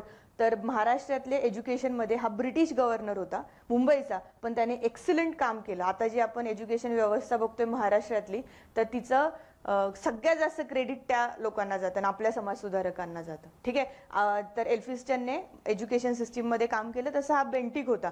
तर मुद्दा असा आहे की पण सनातनी लोकांचं काय आहे की आमचा धर्म भ्रष्ट केला तुम्ही. तर राणी म्हणाली इथून पुढे आम्ही काहीच करणार नाही, तुम्हाला जे गोंधळ घालायचा तो घाला. ठीक आहे ना, आम्ही चांगलं काही करणार ना आम्ही वाईट काही करणार. त्याच्यामुळे रिलिजनला हात न लावायचं हे केले. सेकंड आहे, ब्रिटिशांनी साम्राज्यवादी पॉलिसी थांबवली. साम्राज्यवादी पॉलिसी म्हणजे काय, म्हणजे कंपनी जे दिसेल, इथे सपोज मराठे होते, इथे राजपूत होते, इथे निजाम होता, इकडे काही अजून छोटी संस्थानं होती, इथे सिख एम्पायर होतं, तर सगळ्यात पहिलं ब्रिटिशांना ज्याची ऑटोनॉमी दिसली तिथे ते लढाई करणार आणि तो टेरिटरी घेणार. जसं इकडे काय झाले, अँग्लो मैसूर वॉर, हैदर अली आणि आपला टिपू सुलतान त्याच्यासोबत वॉर झाले, हे पूर्ण खालसा केलं, फक्त मैसूर संस्थान नावाला ठेवलं, रामरायाची गादी नावाला ठेवली, जी 1947 के आतापर्यंत पण तुम्हाला दिसते. इकडे कोण होतं, पेशवा. महाराजांच्या नंतर कोण आले, पेशवे आले. मग पेशव्यांची खूप एकदम इंटरेस्टिंग इतिहास आहे, तो मी तुम्हाला सगळा शिकवेल. तर पेशव्यांची गादी त्यांना कळालं, पेशवे खूप स्ट्रॉंग होते, ह्याच्यामध्ये नाना फडणवीस झाले किंवा बाजीराव पहिला झाले किंवा बाळाजी बाजीराव नानासाहेब झाले, तर हे एकदम स्ट्रॉंग लोक होते ज्यांनी मराठा साम्राज्य मेंटेन केलं होतं. शाहूंची गादी चालू होती साताऱ्याला आणि पेशवे म्हणजे त्यांचे सैनिक होते, पण त्यांनी खूप चांगलं राज्य इथे केलं होतं. तर ब्रिटिशांना दिसलं की मराठा आपल्याला मोठं होऊ देणार नाही. तर ह्या काळात मराठा साम्राज्य नॉर्थ पर्यंत होतं पूर्ण. आपण बघूया, अटक म्हणून पेशावर अफगाणिस्तानमध्ये जागा आहे. आपण म्हणतो ना मराठ्यांनी अटकेपार झेंडे लावले, तर हा तो कालखंड आहे. एवढं मोठं साम्राज्य होतं. तर ब्रिटिशांनी स्ट्रॅटेजिकली त्यांना हरवलं. मग याच्यामध्ये कोणते वॉर आहेत? अँग्लो मराठा वॉर, 3 वॉर आहेत. साम्राज्यवादी पॉलिसी ब्रिटिशांची 150 वर्ष चालली की जिथे संस्थान दिसलं त्याला आपल्याकडे घ्यायचं. त्याच्यानंतर वरती काय? Anglo Sikh war. इकडे काय? Battle of Plassey, battle of Berkshire. इथे अजून काय? अँग्लो अफगाण वॉर. अँग्लो अफगाण म्हणजे अफगाणिस्तानाचं जे आपल्या टेरिटरीला हे होतं त्याच्यामध्ये पण यांनी भांडणं केली. त्याच्यानंतर इथे काय? म्यानमार, ब्रह्मदेश, त्याच्यासोबत त्यांचे ब्रह्मदेशासोबत 3 वॉर आहे. तिकडचं पण संस्थान खालचं करून टाकलं. तर याच्यामुळे काय व्हायचं? आपल्या लोकांचे सेंटिमेंट्स हर्ट व्हायचे. आपण म्हणायचो आमचं साम्राज्य यांनी, ते मेजर कारण होतं 1857ला. राणी म्हणाली इथून पुढे साम्राज्यवाद आम्ही करणार नाही. त्याच्यामुळे तुम्हाला जी संस्थानं दिसतात, आपण तुम्ही ऐकलं असेल की वल्लभभाई पटेल यांनी संस्थानांचं विलगीकरण केलं. निजाम, हैदराबाद, जम्मू काश्मीरचा जो आता विषय दिसतो, कारण की 1857 नंतर ब्रिटिशांनी खालसा करायची पॉलिसी थांबवली होती, साम्राज्यवादी पॉलिसी. तर ते शेवटपर्यंत इंडिपेंडेंट राहिले. आपल्या नावाला काहीतरी 543 होते ते, ठीक आहे. छोटे छोटे संस्थान राहिले, ते इंडिपेंडेंट राहिले. नाहीतर जर ही पॉलिसी थांबली नसती तर कदाचित त्याच्यातले निम्मे अजून कमी झाले असते. त्रावणकोरचं संस्थान होतं, निजाम होता, त्याच्यानंतर जोधपूर होतं, भोपाळ होतं. त्याच्यानंतर तुम्ही आता नवाब ऑफ पटोडी, सैफ अली खानचं संस्थान बघता, तर ते नवाब आहेत, पटोडीचं संस्थान होतं हरियाणा आणि त्या एरियामध्ये. वरती जम्मू काश्मीर होतं, ठीक आहे. तर तो सगळा इतिहास जो आहे ना तो इकडे लिंक आहे. तर मग क्वीन म्हणाली इथून पुढे आम्ही खालसा करणार नाही. तुम्हाला जेवढी ज्यांची जमीनदार आणि ज्यांची ऑटोनॉमी आहे ती त्यांची राहू द्या. ती संस्थान आपल्याला शेवटपर्यंत आतापर्यंत दिसतात. तुम्हाला माहिती असेल की जसं तुम्ही होळकर आता जे चर्चेत आहेत, तर अजून पण काय होळकरांचा पॅलेस आहे कुठे? मध्य प्रदेशमध्ये, ठीक आहे. आता पण तुम्ही जातात, आपले महाराज वंश लावतात ना भोसले, म्हणजे तुम्ही साताऱ्याला जातात आता पण तुम्हाला त्यांची संस्थानं, त्यांची प्रॉपर्टी एवढी सगळी दिसते. का? कारण की ही हे नाही झाली, म्हणजे क्वीनने सांगितलं आता आम्ही ती घेणार नाही, ठीक आहे. पण मग याच्या एक लिंक पुढे आहे, प्रिव्ही पर्स ऍक्ट. 1972चा इंदिरा गांधीच्या काळात येतो. हा खूप इंटरेस्टिंग ऍक्ट आहे. प्रिव्ही पर्स म्हणजे ब्रिटिशांच्या काळात काय व्हायचं की गव्हर्नमेंट मधला खूप जास्त भाग जो आहे, आता संस्थान तर स्वतःचं राज्य करत नव्हती. 71 का 72च आहे, मला असं वाटतं 71च आहे, एकदा बघून घ्याल तारीख काय. तर ही लोक त्यांच्या पद्धतीने राज्य करायची. पण ह्या संस्थानांना मिळणारा रेव्हेन्यू कोणी घेतला होता? ब्रिटिशांनी घेतला होता. हे फक्त नावाला राजा राहिले होते, फक्त नावाला राजा. पण मग यांचं राजेशाही चालवण्यासाठी ब्रिटिशांना पैसे द्यायचे, दॅट इज प्रायव्ही पर्स. खूप मोठा भाग याच्यावर खर्च व्हायचा ह्या राजमार्ग, कारण की त्यांना त्यांची डिग्निटी जपायची होती. आणि त्यांना तर रेव्हेन्यूचं उत्पन्न नव्हतं, जे पण थोडंफार होतं सगळं उत्पन्न कोणी घेतलं होतं? ब्रिटिशांनी. ब्रिटिश म्हणाले आम्ही तुम्हाला पैसे देऊ, that is privy purse, privy purse ज्याला म्हणतात, की काहीतरी एक ठराविक पैसे देऊ. मग इंदिरा गांधी जेव्हा आली तेव्हा इंदिरा गांधींना वाटलं की, जेव्हा इंदिरा गांधी प्राईम मिनिस्टर झाल्या तेव्हा वाटलं की एवढा मोठा खर्च आपण ह्या राजांना देतोय असंच त्यांना मेंटेन करण्यासाठी राजेशाही. तर तो पर्स ऍक्ट, ॲबॉल्युशन ऍक्ट आला की ज्याने प्रिव्ही पर्स इंदिरा गांधीने काढून टाकली. आणि इंदिरा गांधींचं म्हणणं होतं की लोक इथे दुष्काळात मरत आहेत, तर भारत सरकारचं काम आहे की यांना आम्ही पैसे यांच्या मेंटेनन्ससाठी नाही देऊ शकत, आम्हाला वेलफेअर करायचे. आणि आमचं कॉन्स्टिट्यूशन सांगतं की राईट टू इक्वॅलिटी, सगळ्यांना इक्वल अधिकार आहे. त्या प्रिव्ही पर्समुळे काय झालं, ह्या राजे महाराजांचा मेजर पैसा गव्हर्नमेंटने काढून घेतला, जो गव्हर्नमेंट त्यांना देत होता. आणि म्हणून आतापर्यंत असा कोणता राजा महाराजा नाही जो सरकारपेक्षा मोठा झाला. कळालं? आता राजे हे फक्त नावाला आहे टायटल, पण रूल कोण करतं? गव्हर्नमेंट. पण गव्हर्नमेंटमध्ये ऑफकोर्स त्यांना लेगसी आहे, तर त्यांना रिस्पेक्ट आहे. त्यावेळेस म्हणजे जुन्या काळापासून त्यांची संस्थानं आहेत, तर त्यांना आता पण रिस्पेक्ट आहे. पण कुठेतरी हा मुद्दा तुम्हाला पुढे लक्षात आला पाहिजे की ती प्रिव्ही पर्स इंदिरा गांधींचं मेजर पाऊल, त्या काळात सगळ्यांच्या अपोजमध्ये जाऊन ह्या संस्थानांचे पैसे जे पगार बेसिसवरती गव्हर्नमेंट त्यांना देत येतं तर ते काढले, ठीक आहे. आणि त्याच्यामुळे संस्थानांना खूप जास्त हाल पण झाले, पण मग संस्थानांनी त्यांचा रेव्हेन्यू जो आहे तो मेंटेन केला. त्याच्यात जोधपूर असेल, जयपूर असेल, भोपाळचं होळकर संस्थान असेल, असे बरेच सारे लोक त्याच्यामध्ये होते. ठीक आहे. तुम्हाला कळालं रिव्होल्ट ऑफ 1857 काय एवढा फेमस आहे आणि गव्हर्नमेंट ऑफ इंडिया आहे, किती मोठा शिफ्ट झाला. ठीक आहे. याला लागलेला हा सगळ्यात पहिला झटका आणि याच्यानंतर राज्य करणारे पण शिस्तीत राहिले. ठीक आहे. आता सेकंड मुद्दा आपण टाइमलाईन मध्ये चालू 1857 आपण बघितला. याच्यामध्ये सेकंड मुद्दा जो येतो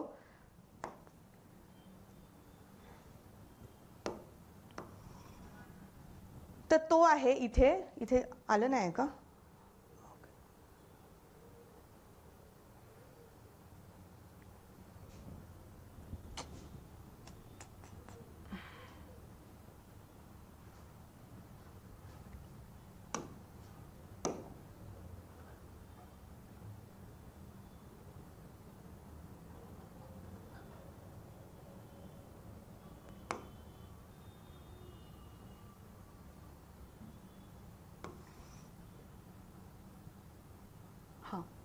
सी इथे आहे एक टॉपिक तुम्हाला येईल, rise of nationalism in India. म्हणजे काय?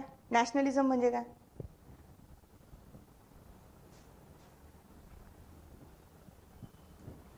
Rise of nationalism in India म्हणजे काय?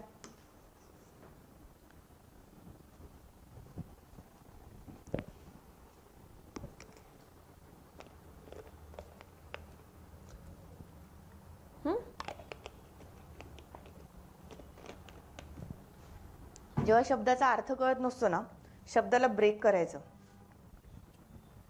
आता सांगा,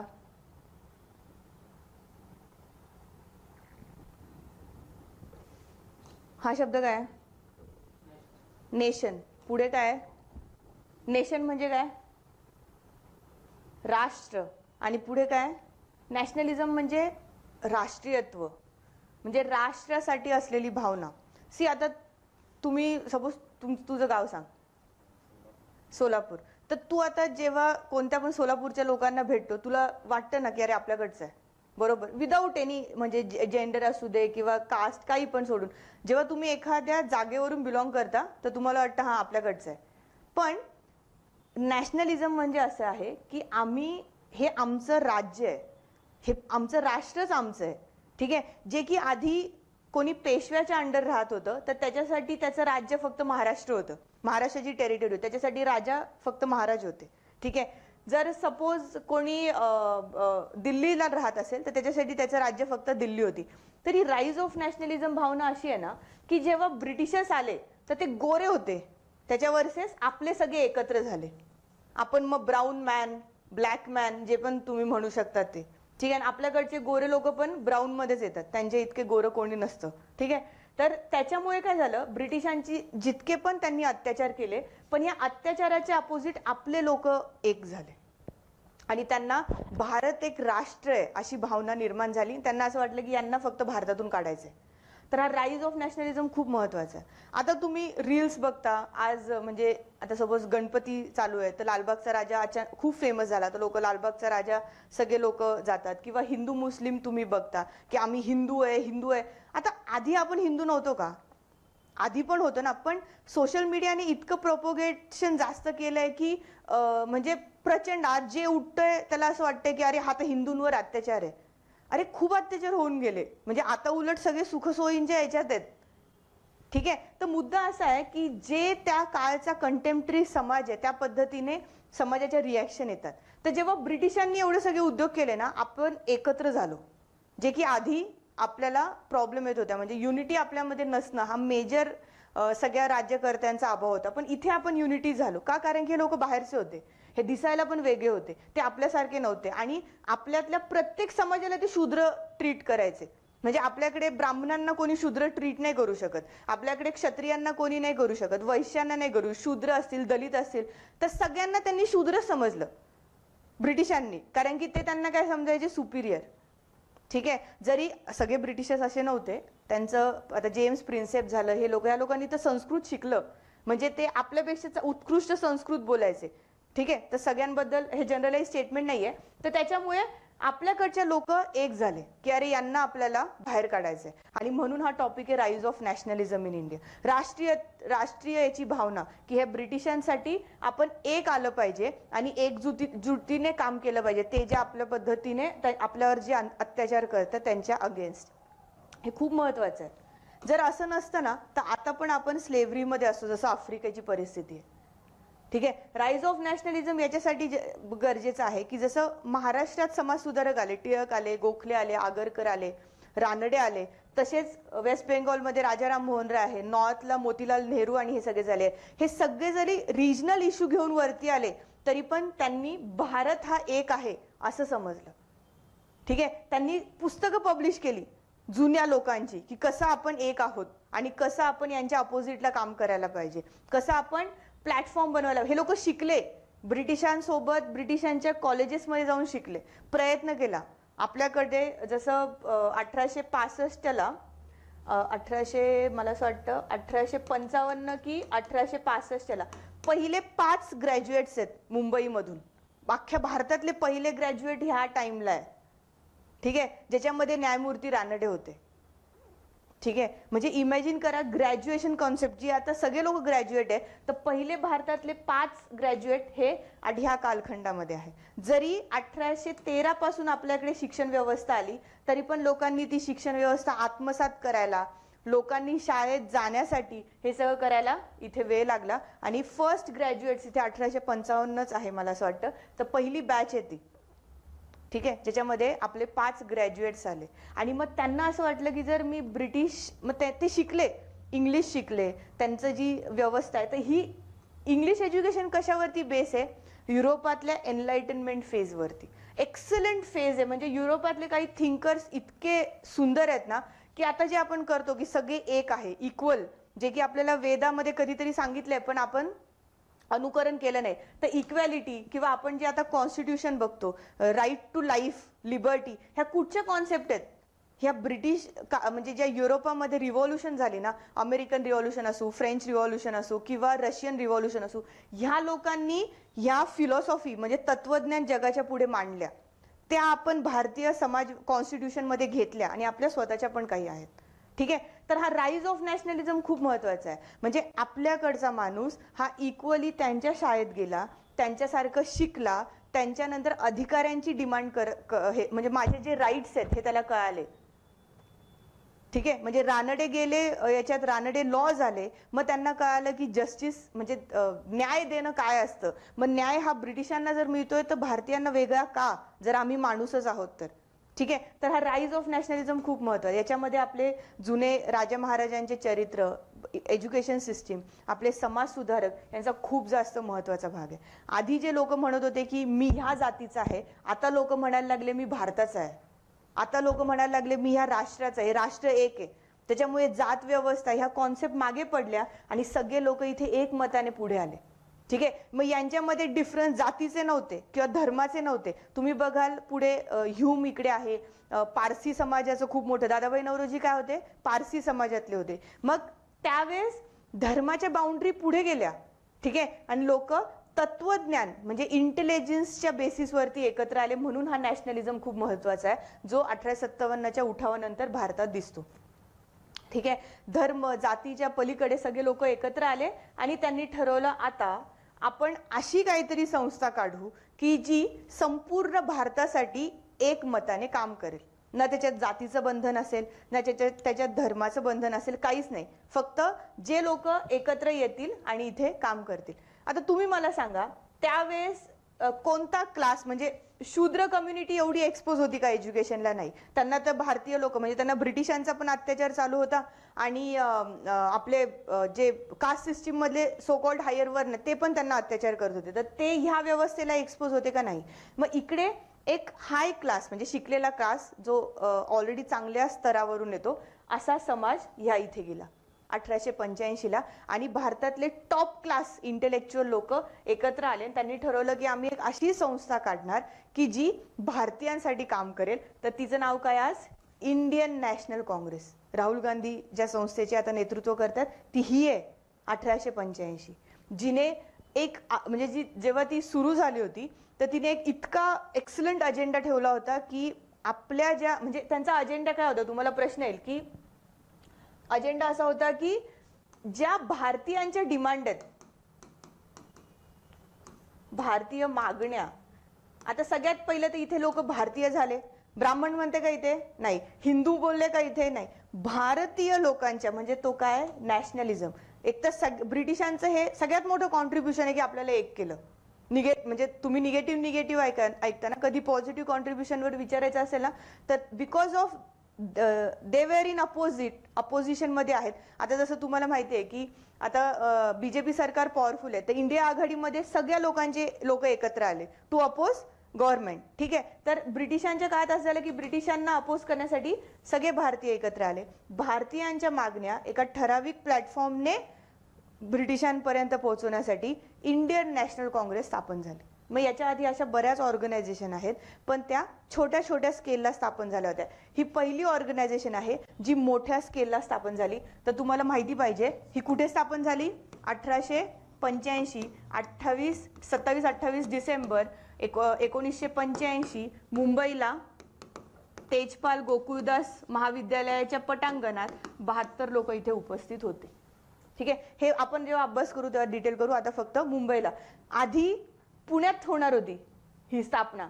ठीक आहे, पण पुण्यामध्ये कॉलराची साथ आली, नाही तर पुणे आपलं आयुष्यभर रिमेंबर राहिलं असतं. पुण्यात इथेच पेठेत कुठतरी ही स्थापना झाली असती, पण ती मुंबईला स्विच झाली आणि ती तिथे गेली. ठीक आहे, आता याच्यामध्ये ॲलन ॲक्टविन ह्यूम जो ब्रिटिश माणूस होता त्याचं खूप मोठं कॉन्ट्रीब्युशन आहे की याने ही स्थापना करायला मदत केली. आता ही ऑर्गनायझेशन स्थापना झाली आणि तुम्हाला ही माहिती पाहिजे. जेव्हा आपण पोस्ट इंडिपेंडन्स बघू ना तेव्हा आपण काँग्रेसची जर्नी बघू, जर्नी ऑफ काँग्रेस. ठीक आहे, म्हणजे इंडियन नॅशनल काँग्रेस कशी होती, मग 1947ला काँग्रेसच्या कोणत्या सेशनमध्ये काँग्रेस एक राहिली, त्याच्यानंतर कामराज प्लॅन काय होता ज्याने इंदिरा गांधीला पण पुढे बाहेर काढून टाकलं. मग इंदिरा गांधींनी स्थापन केली काँग्रेस आय आणि जुनी काँग्रेस राहिली काँग्रेस ओ. मग 1978ला मुरारजी देसाई आणि इमर्जन्सी लागली, मग मुरारजी देसाई जे प्रपोगेशन करत होते तर त्याच्यामध्ये इंदिरा गांधी पडल्या आणि पुढे ही जी काँग्रेस ओ होती ही कशी डॉमिनेट झाली. मग फायनली 1985ला येस तोपर्यंत इंदिरा गांधींचा परत राईज कसा आहे आणि इंदिरा गांधीने स्वतःच्या पक्षातून इंदिरा गांधीला बाहेर काढलं होतं आणि इंदिरा गांधीने नवीन पक्ष स्थापन केला दॅट इज काँग्रेस आय. ठीक आहे, आणि मग फायनली एक टाइम कसा येतो जेव्हा इंदिरा दोन्ही काँग्रेसला मर्ज करते आणि परत इंडियन नॅशनल काँग्रेसची स्थापना होते. मग पुढे गेल्यानंतर काँग्रेसमधून एनसीपी गट कसा वेगळा निघतो, सोशलिस्ट गट कसा वेगळा निघतो. तो 1998-99ला बरेच सारे गट वेगळे निघतात. सोनिया गांधी जेव्हा काँग्रेसमध्ये सहभाग घेतात तर बरेच लोक अपोज करतात आणि फायनली आता जी काँग्रेस तुम्हाला दिसते तर ती ओरिजिनल फॉर्ममध्ये खूप साऱ्या हेलपट्यान खाऊन गेलेली काँग्रेस आता तुम्हाला इंडियन नॅशनल काँग्रेस तीच आहे जी इथे स्थापना झाली.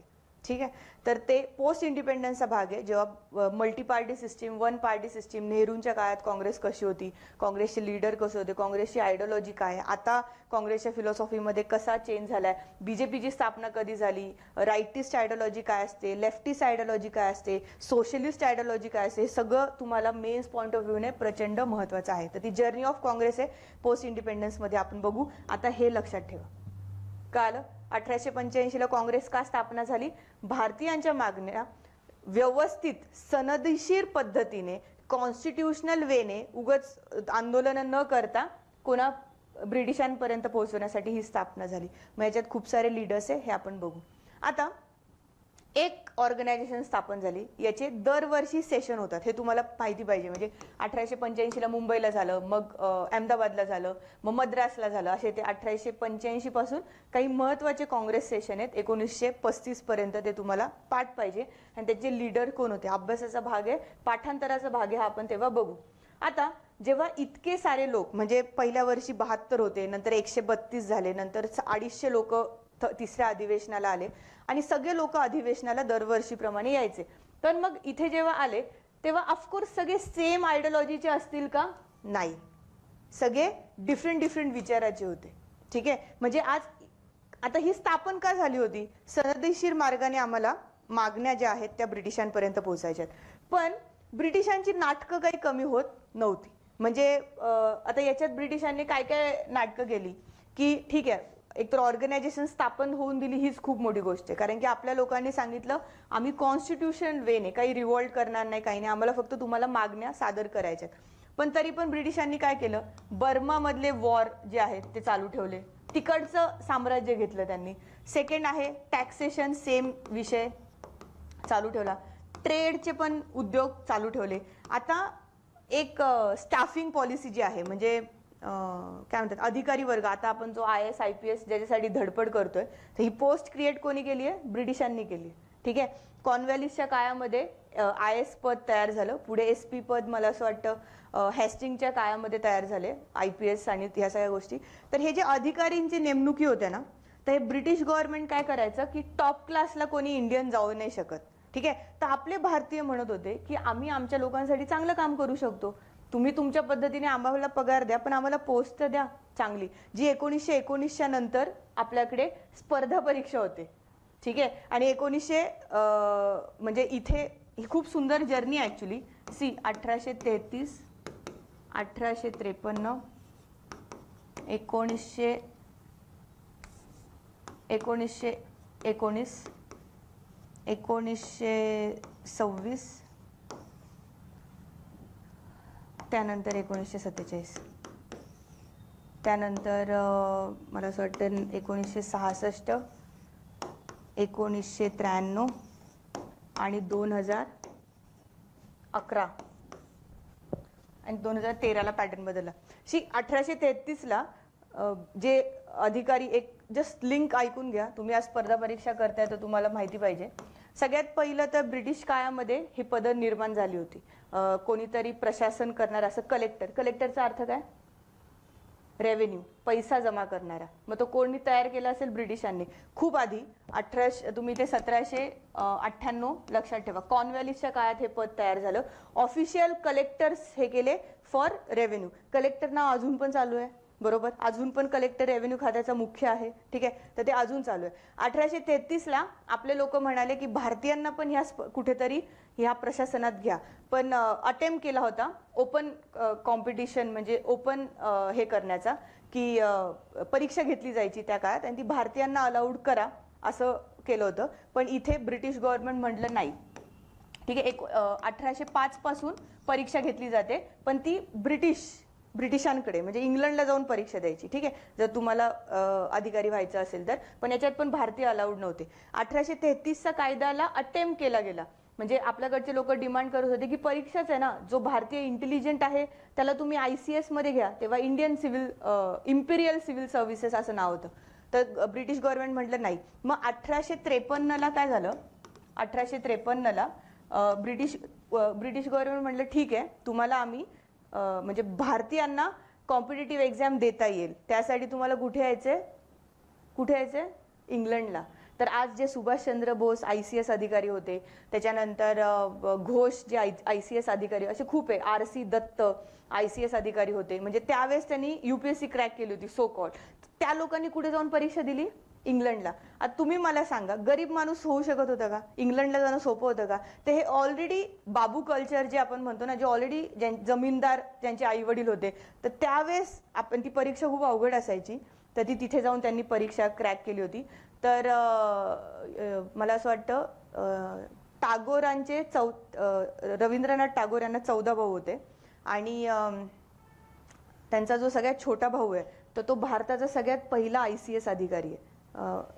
टागोरच नाव आहे, सत्येंद्रनाथ टागोर. ठीक आहे. तर ते सगळ्यात पहिले, एकदा तुम्ही नाव कन्फर्म करा, 1861 साली ते पहिले अधिकारी झाले, एकमेव अधिकारी पहिला ज्याने ICS परीक्षा क्रॅक केली. तो का क्रॅक करू शकला, कारण की 1853च्या कायद्यामध्ये सांगितलं भारतीयांना पण ही परीक्षा देता येईल. ठीक आहे. आणि 55 पासून परीक्षा ऍक्च्युअल भारतीय जे आहेत ते इंग्लंडला जाऊन परीक्षा द्यायला लागले.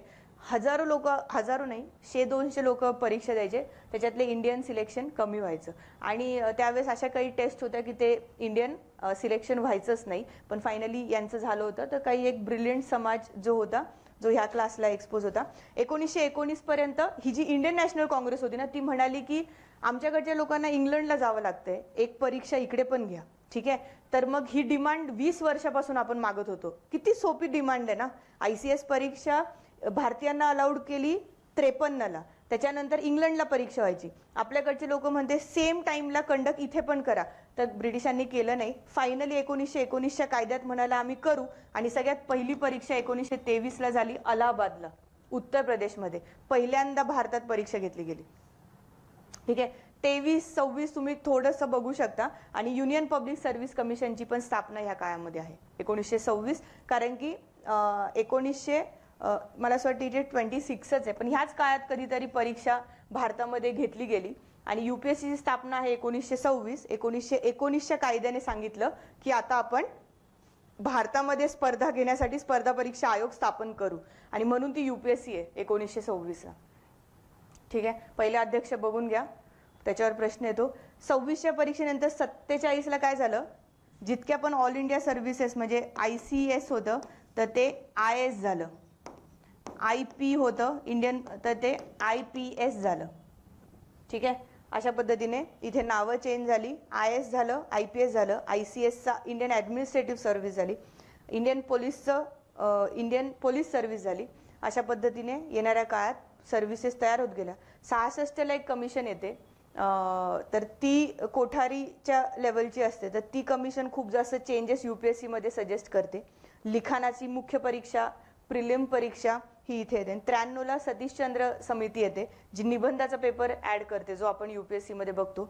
आणि 2011ला जो पॅटर्न आता चेंज झालाय, तेव्हा एक मेजर रिफॉर्म येतो, आणि UPSCचा जो पॅटर्न आहे आत्ता, तर तो तिथे चेंज झालेला दिसतो. UPSC जसे जसे बदल करते तसं स्टेट कमिशन पण बदल करते.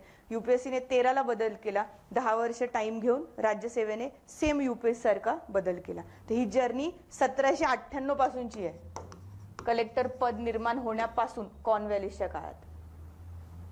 कळालं? आयडियली बघायला गेलं तर मला असं वाटतं 1782 पण इथे आहे. एकदा तुम्ही हे आपण जेव्हा डिटेल बघू तेव्हा आपण ह्या सगळ्या गोष्टी बघू. कळालं? ठीक आहे. तर मुद्दा असा आहे, अशा पद्धतीने यांच्या डिमांड होत्या की अधिकारी आमचा वर्ग घ्या किंवा टॅक्सेशन कमी करा, अशा बऱ्याच डिमांड होत्या. पण यांच्यामध्ये झाले पुढे मतभेद. ठीक आहे. आता मॉडरेट कोण होते? मवाळ कोण होते? कोण होते मवाळ? बिलकुल माहित नाही. मॉडरेटला मराठीत म्हणतात मवाळ. ठीक आहे. सी मॉडरेट्स म्हणजे ह्या, आता सपोज हा स्टेज आहे, एक्झाम्पल देते, असे काही लोक ज्यांची एक ठराविक विचारसरणी असेल, पण याच्यात आता जे लोक अभ्यास करून येतात, जे लोकांचा काही बॅकग्राऊंड असेल, तर यांची पण विचारसरणी वेगळी असू शकते. पण आता ठरलं काय, यांचं विचारसरणी किती वेगळी असू दे, काही असू दे, काम काय करायचंय, एकत्र करायचंय. पण मग त्याच्यामुळे हा जो क्लास होता 1885 ते 1905 मॉडरेट, याच्यामध्ये होते दादाभाई नौरोजी, न्यायमूर्ती रानडे, व्योमेशचंद्र बॅनर्जी, ठीक आहे, त्याच्यानंतर फिरोजशाह मेहता, ठीक आहे, KT तेलंग, ठीक आहे. तर असे फेमस लीडर्स होते. तुम्ही दादाभाई नौरोजी लक्षात ठेवा फक्त मेजरली. तर ह्या लोकांचं काय म्हणणं होतं की कुठे पण व्हायलन्स करायचं नाही, कुठे पण एक्स्ट्रीम काही करायचं नाही. ठीक आहे. आपण शांततेमध्ये सनद लिहून द्यायची, जे पण आपल्याला काय पाहिजे मागण्या, ठीक आहे, ते लिहून द्यायचं आणि त्याच्यानुसारच काम करायचं. तर यांना P स्ट्रॅटेजीज म्हणतात. म्हणजे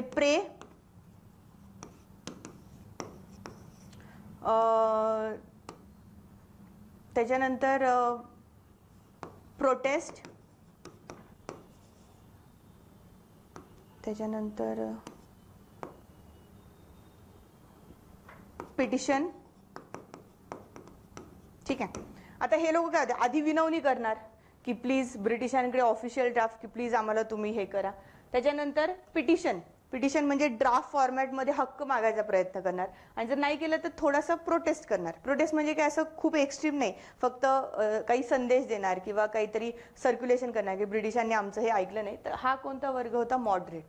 ठीक आहे. पण याच्यात जेव्हा राईज ऑफ नॅशनलिझम मध्ये जर शिक्षण व्यवस्था स्ट्रॉंग होते, आपल्याकडचे लोक शिकले, आपल्याकडचा यंग क्राऊड जो शिकला, त्यांना असं वाटलं की यार सगळं आपलंच तर आहे, सगळं आपलं असून हे लोक आपल्यावरती एवढं राज्य करतात. मग त्या लोकांचं म्हणणं काय झालं, त्यांना यांचे पण विचार पटले नाही. ते म्हणाले तुम्ही पेटिशन प्रार्थना वगैरे करत राहा ब्रिटिशांकडे, आम्ही नाही करणार, आम्ही आमचे जे हक्क आहेत, राईट्स आहेत त्याच्यासाठी लढू. तर तो क्लास कोणता होता? एक्स्ट्रीमिस्ट. ठीक आहे. आता हे बघ, तुम्हाला एक आहे एक्स्ट्रीमिस्ट आणि रिव्होल्युशनरी, याच्यामध्ये कन्फ्युजन होऊ नका, कन्फ्यूज नका हो. एक्स्ट्रीमिस्ट म्हणजे जहाल, हे विचारांनी जहाल होते. रिव्होल्युशनरी म्हणजे काय?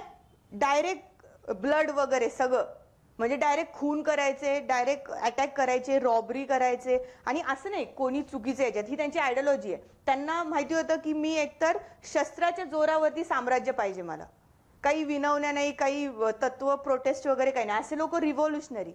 पण एक्स्ट्रीमिस्ट कोण आहे? जे विचारांनी एक्स्ट्रीम आहे, ते बिलीव्ह करतात चळवळ करण्यावरती. ठीक आहे. त्यांचा अर्थ हा नाही एक्स्ट्रीमिस्ट म्हणजे हे पण उठाव करणार आणि खून वगैरे किंवा अटॅक करणार, ते रिव्होल्युशनरी. ते आपण बघू. त्यांचा पण वासुदेव बळवंत फडके नाव ऐकलंय? आद्य रिव्होल्युशनरी, क्रांतिकारी आपण म्हणू शकतो.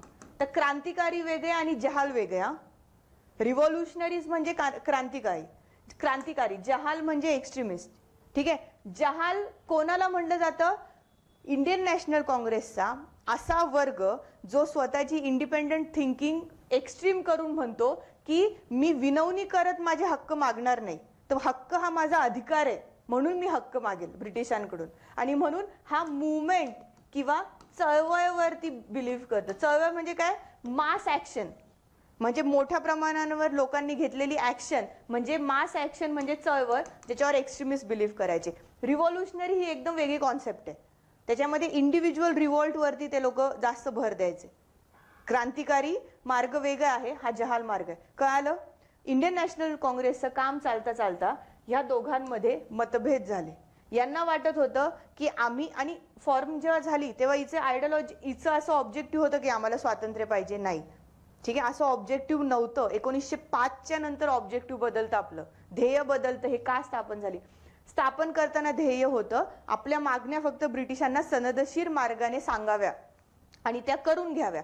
पण मग हे करता करता मॉडरेट्स जे होते, दादाभाई नौरोजी, व्योमेशचंद्र बॅनर्जी, के.टी. तेलंग, त्याच्यानंतर R.C. दत्त, त्याच्यानंतर फिरोजशाह मेहता, असे बरेच सारे लोक होते. ठीक आहे. मग यांची एक आयडियोलॉजी होती. आणि पुढे होते जहाल. जहालमध्ये कोण फेमस आहे?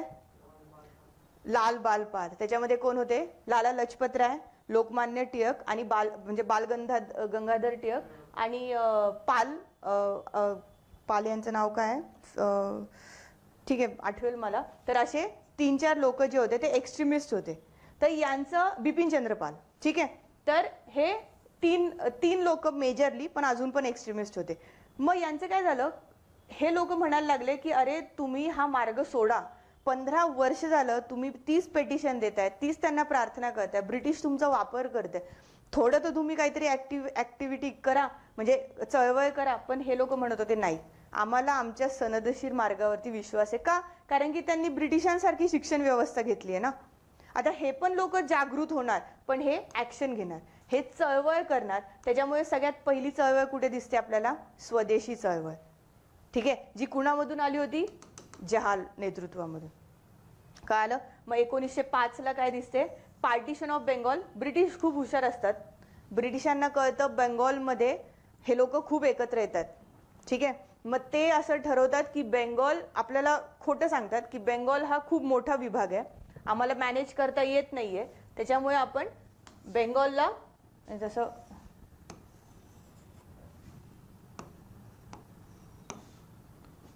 हा पूर्ण बंगाल विभाग होता.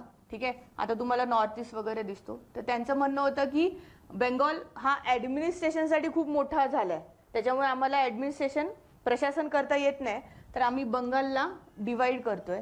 एक भाग येईल वेस्ट बेंगॉल, जे की आता आपला आहे, आणि एक भाग येईल ईस्ट बेंगॉल, ज्याच्यामध्ये आसाम आणि ऍक्च्युअल बेंगॉलचा भाग आहे. आणि तुम्हाला माहिती आहे जेव्हा पाकिस्तान स्वातंत्र्य, म्हणजे जेव्हा आपल्याला स्वातंत्र्य मिळालं, तर पाकिस्तानचा कोणता भाग होता? वेस्ट पाकिस्तान आणि ईस्ट पाकिस्तान. बरोबर. मग 1972 ला काय होतं? बांगलादेश मुक्ती, बांगलादेश स्वतंत्र होतं, आणि ईस्ट पाकिस्तान काय बनतं? बांगलादेश. त्याच्यामुळे अजून पण बांगलादेश भारताला मानतं, कारण की बांगलादेशचं स्वातंत्र्य कोणी दिलंय? इंदिरा गांधीच्या काळात. भारताने दिले, मुक्ती वाहिनी आणि बांगलादेशचं लिबरेशन कसं आहे ते आपण बघूया. ठीक आहे, पोस्ट इंडिपेंडन्सचा भाग आहे. तर मुद्दा असा आहे की इथे पार्टिशन करतं ब्रिटिशर्स. ठीक आहे, कारण काय देतं आम्हाला, एवढा मोठा एरिया मॅनेज नाही करता येते. पण खरं कारण काय असतं, वेस्ट बेंगॉलमध्ये ह्या जो नॅशनलिझम आहे ना, हे जे लोक आहेत ना, राजाराम मोहन रॉय झाले किंवा पुढे बिपिनचंद्र पाल झाले, अरविंद घोष झाले, तर हे सगळ्यात मेजरली इथे त्यांचं खूप मोठं त्या लोकांवरती पगडा होता. तर ब्रिटिशांना वाटलं इथे जर हिंदू मुस्लिम एकत्र आले ना तर आपल्याला हे धोका ठरतील. त्याच्यामुळे त्यांनी कारण दिलं प्रशासनाचं, पण ओरिजिनल असं होतं की हिंदू मुस्लिम युनिटी पण खूप जास्त चांगली होती तेव्हा बंगालमध्ये, सगळे लोक एकत्र राहायचे आणि मग ते कारण दिलं. पण हे कुठेतरी आपल्या लोकांना पटलं नाही, कारण की त्यांना माहित होतं हे का करतात. हिंदू मुस्लिम मध्ये पार्टिशन करण्यासाठी इथे ब्रिटिशांनी हे केलं होतं, कारण की त्यांना एक नव्हतं येऊन द्यायचं. जर ते एक आले तर काय होतील, रिव्हॉल्ट होईल किंवा पुढे जाऊन काहीतरी होईल. तर ही झाली पार्टिशन ऑफ बंगाल. यालाच म्हणतात वंदे मातरम मुवमेंट. आणि इथूनच आला राईज ऑफ एक्स्ट्रीमिझम, म्हणजे जहाल याचा उदय. मग लाल बाल पाल हे म्हणाले आम्ही यांच्याकडे विनवणी करणार नाही, आम्ही चळवळ करणार, आणि म्हणून ह्या काळामध्ये तुम्हाला स्वदेशी हे दिसते. मग यांनी काय सांगितलं, राष्ट्रीय शिक्षण. यांनी सांगितलं तुम्ही शिका आधी, पण कुठे शिका, स्वतःचे कॉलेजेस काढला. मग तुम्हाला बंगालला PC रे, आनंद मोहन बोस यांचे युनिव्हर्सिटी दिसतील. महाराष्ट्रात बरेच सारे समर्थ विद्यालय कोल्हापूरचं, अशा बऱ्याच सारे लोक आणि ऍक्टिव्हिटीज इथे दिसतील. सेकंड काय म्हणाले, हे स्वदेशी. ब्रिटिशांचं सोडा, ते आपल्या जोरावर मोठे होत आहेत. आपला कापूस घेऊन जातात, ते तिकडे कारखान्यांमध्ये प्रोसेस करतात, त्यांना ब्रिटिशांचा टॅग लावतात आणि तोच येऊन आपल्याला विकतात. तर आपले लोक काय म्हणाले, चरखा घ्या, आपल्या कापसाचं स्वतः प्रत्येक घराघरात चरखा, तुम्ही प्रोसेसिंग करा, तर कापड जे तयार होईल स्वदेशी वापरा. त्याच्यामुळे तुम्हाला माहिती असेल खादी ही कॉन्सेप्ट इंडियन का झाली, इथून. खादी हा भारतीय सिम्बॉल का झाला, आपले लोक तेच वापरत होते पहिल्यापासून. आता खादी एवढं महाग आहे की आता तो ट्रेंड झालाय. ठीक आहे, पण हे ते वाजवतं. ते म्हणाले की आपलं स्वतःवरती स्वतःच्या इकॉनॉमिक्स स्वतः हे करा. त्याच्यानंतर स्वदेशीचे उद्योगधंदे. टाटाचं तुम्हाला माहिती आहे, टाटाचा स्टील प्लॅन्ट हा 1907 ला चालू झाला. का, तो स्वदेशीचा भाग होता. स्टीलसाठी आपल्याला सगळ्यात जास्त डिपेंड कुणावर राहायला लागत होतं, ब्रिटिशांवर. मग आपल्या लोकांनी काय नारा दिला, जितके पण उद्योगधंदे आहेत त्याचं स्वदेशीकरण करा. मग याच्यामध्ये एक बंगालला स्टीम नॅव्हिगेशन कंपनी आहे, चिदंबरम पिल्लाई यांची. वाफ ही खूप गरजेची होती इंजिन चालवायला, जसं आता इलेक्ट्रिसिटी आणि याच्यासाठी. तर वाफेवरती कुणाची मोनोपोली होती, ब्रिटिशांची. मग आपल्याकडच्या लोकांनी या स्वदेशीमध्ये काय आलं, नाही आम्ही स्वतः वाफ बनवण्याचा एक कारखाना काढू. तर ती स्टीम नॅव्हिगेशन कंपनी आहे, म्हणजे वाफेवर चालणारं इंजिन बनवण्याची कंपनी आपल्याकडची पहिली स्वदेशी कंपनी ती काढली. त्याच्यानंतर केमिकल फॅक्टरी काढली PC रे यांनी, जो औषध पुरवठा होतो तर त्याच्यासाठी काय काय केमिकल लागतील ते काढले. तर एकदम इंटरेस्टिंगली ही स्वदेशी मुवमेंट चालली. का चालली, कारण की ब्रिटिशांचा जो बॅकबोन आहे भारताची अर्थव्यवस्था, ती तोडून आपण आपली अर्थव्यवस्था तयार करू, असं ह्या जहाल लोकांचं म्हणणं होतं. पण मग ऑफकोर्स याच्यामध्ये भांडणं होती, कारण की यांना वाटत होतं की चळवळ खूप मोठी करावी, कारण की यांचे विचार तसे होते. मवा यांना वाटत होतं नाही, आपण ब्रिटिशांना पण टाइम द्यायला पाहिजे. ठीक आहे, कारण की त्यांनी तसं बघितलं होतं. मग यांचं म्हणणं होतं की स्वदेशी चळवळ फक्त वेस्ट बेंगॉल पर्यंत असावी, आणि यांचं म्हणणं होतं नाही, स्वदेशी चळवळ पूर्ण देशात असावी. मग इकडे एक फेमस सेशन होतं 1906 ला कोलकाताला, आणि तिथे इंडियन नॅशनल काँग्रेसचा अजेंडा बदलतो, म्हणजे ध्येय बदलतं. 1885 ला त्याचं ध्येय ते नव्हतं, इथे त्याचं ध्येय हे बदलतं. आणि तिथे तो म्हणतो की इथून पुढे इंडियन नॅशनल काँग्रेस ही वसाहतीच्या स्वातंत्र्यासाठी काम करेल. पूर्ण स्वातंत्र्य नाही अजून, पूर्ण स्वातंत्र्य 1930 ला. 1930 ला आपण म्हणतो की आता तुम्ही ब्रिटिशर्स निघून जा, पूर्ण स्वातंत्र्य आम्हाला द्या. 1906 ला आपण म्हणतो वसाहती अंतर्गत स्वातंत्र्य, डॉमिनन्स स्टेटस, म्हणजे वसाहतीचं स्वातंत्र्य. म्हणजे काय, नावाला ब्रिटिशांचं राज्य असेल, पण आतला जितका पण इकॉनॉमिक कंट्रोल असेल ते कुणाचा असेल, भारतीयांचा असेल. ठीक आहे, तर तिथे पहिल्यांदा आपण म्हणतो. त्याच्यामुळे Calcutta session of Congress, Banaras session 1904चं, 1905चं कलकत्ता सेशन हे खूप महत्त्वाचे आहेत, जिथे काँग्रेसचा अजेंडा बदलतो. जिथे काँग्रेसचं ध्येय बदलतं. आणि फायनली इथे काय, सुरत स्प्लिट. हे जे लोक भांडतात ना 3 वर्षापासून की काय करायचं, प्लॅन ऑफ ऍक्शन मवाळ पद्धतीने असेल का चळवळ एक्स्ट्रीम पद्धतीने असेल, यांच्यामध्ये भांडण होतं. आणि फायनली सुरतला हे जे मवाळ लोक आहेत ना, ते जहालांची हकालपट्टी करतात काँग्रेसमधून. ठीक आहे, इथे टिळकांना अटक पण होते. आपण बघू, त्यांच्यावर राजद्रोहाचा खटला भरला जातो. सिडिशन, राजद्रोह म्हणजे काय, what is mean by sedition? Sedition, sedition म्हणजे काय?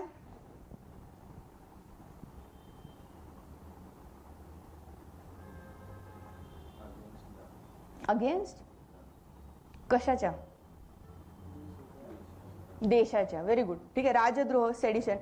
आता ही सेडिशनची खूप इंटरेस्टिंग स्टोरी आहे. तुम्हाला आता मी ती एवढी डिटेल जाणार नाही. म्हणजे ब्रिटिशांच्या काळात असं होतं ना की मी एखादा लेख जरी लिहिला आणि त्याच्यामध्ये मी जर सरकारला म्हटलं की सरकारचं डोकं ठिकाणावर आहे का, तर हे सेडिशन झालं.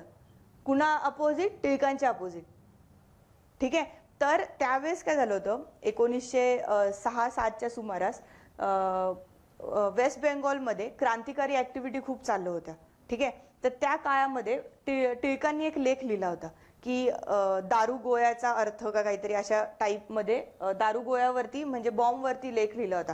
तर ब्रिटिशांनी त्यांना असं म्हटलं की तुम्ही रिव्हॉल्युशनरीला प्रोत्साहन देताय, आणि म्हणून यांना 6 वर्षाचा तुरुंगवास झाला. तर 1908ला टिळकांना अटक होते. ठीक आहे. आणि ही सुरत स्प्लिट काय आहे ही तुम्हाला लक्षात ठेवायची. 1907ला सुरत म्हणजे इंडियन नॅशनल काँग्रेसचं सुरतचं अधिवेशन. 1906ला कुठे झालं? कोलकात्याला. ठीक आहे. 5ला कुठे झालं? बनारसला. 4ला कुठे झालं? मुंबईला. तर बनारसचे अध्यक्षाचे हेड होते गोखले, 6चे होते दादाभाई नौरोजी. तर 6च्या अधिवेशनात दादाभाई नौरोजी असं म्हणाले की इथून पुढे आपण वसाहतीच्या साम्राज्यासाठी काम करू. ठीक आहे. पण इथे सुरत स्प्लिटला काय झालं, जेव्हा सुरतला हे लोक भेटले आणि असं चाललं की स्वदेशी मुवमेंट कशी चालवायची आता, तर त्याच्यामध्ये जहाल आणि मवाळ वाद चालू होता. आणि कोणीतरी बूट जो असतो ना, चप्पल, तर ती स्टेजच्या दिशेने फेकली आणि मला असं वाटतं ती फिरोजशाह मेहतांना लागली जाऊन. आणि म्हणून त्यांना कुठेतरी अपमान वाटला मवाळांचा, आणि म्हणून मॉडरेट्सने सगळ्या जहालांना हकलून दिलं. म्हणजे यांच्यातच भांडणं झाली. त्याच्यामुळे स्वदेशीची हवा पुढे जाऊन आपोआप गेली. नाही तर स्वदेशीने खूप मोठी मुवमेंट, आपण बघूया त्या काळामध्ये काय झालं. आणि फायनली टिळकांना अटक झाली. जहाल विचार कमी झाले. बिपिनचंद्र पाल हे पण सक्रिय राजकारणातून बाहेर पडले. आणि अरविंद घोष, तुम्हाला अरविंद आश्रम माहिती असेल पॉंडिचेरीला, तर अरविंद हे पण निवृत्त म्हणजे सक्रिय राजकारणातून बाहेर आले आणि कुठेतरी यांनी राजकारण सोडलं. आणि अशा पद्धतीने टिळक डायरेक्ट आता कधी बाहेर येतील? 1914ला टिळक बाहेर येतील. तोपर्यंत आता ते कुठे? जेलमध्ये. जेलमध्ये त्यांनी कोणता ग्रंथ लिहिलाय? गीता रहस्य. ठीक आहे. तो कुठचा ग्रंथ आहे ह्या काळात? 1908ला जेव्हा त्यांना अटक होते ना, तर ते तिथपर्यंत जेलमध्ये असतात आणि तुरुंगात ते लोक ते ग्रंथ लिहितात. काय? गीता रहस्य. ठीक आहे. अशा पद्धतीने इथे परत सुरत स्प्लिट होते. आणि फायनली आता इथपर्यंत जे आहे, तर इथपर्यंतची टाइमलाईन आपण बघितलेली आहे. काय आलं? टिळक जेलमध्ये गेले, सगळे गेले. मग आता काय होतं? आता तोपर्यंत इथे कोणती मोठी मुवमेंट नाही. पण 1915ला महात्मा गांधी हे येतात. महात्मा गांधींची सगळी जर्नी तुम्हाला माहीत पाहिजे. थोडी शॉर्टमध्ये आपण आता बघू. 1793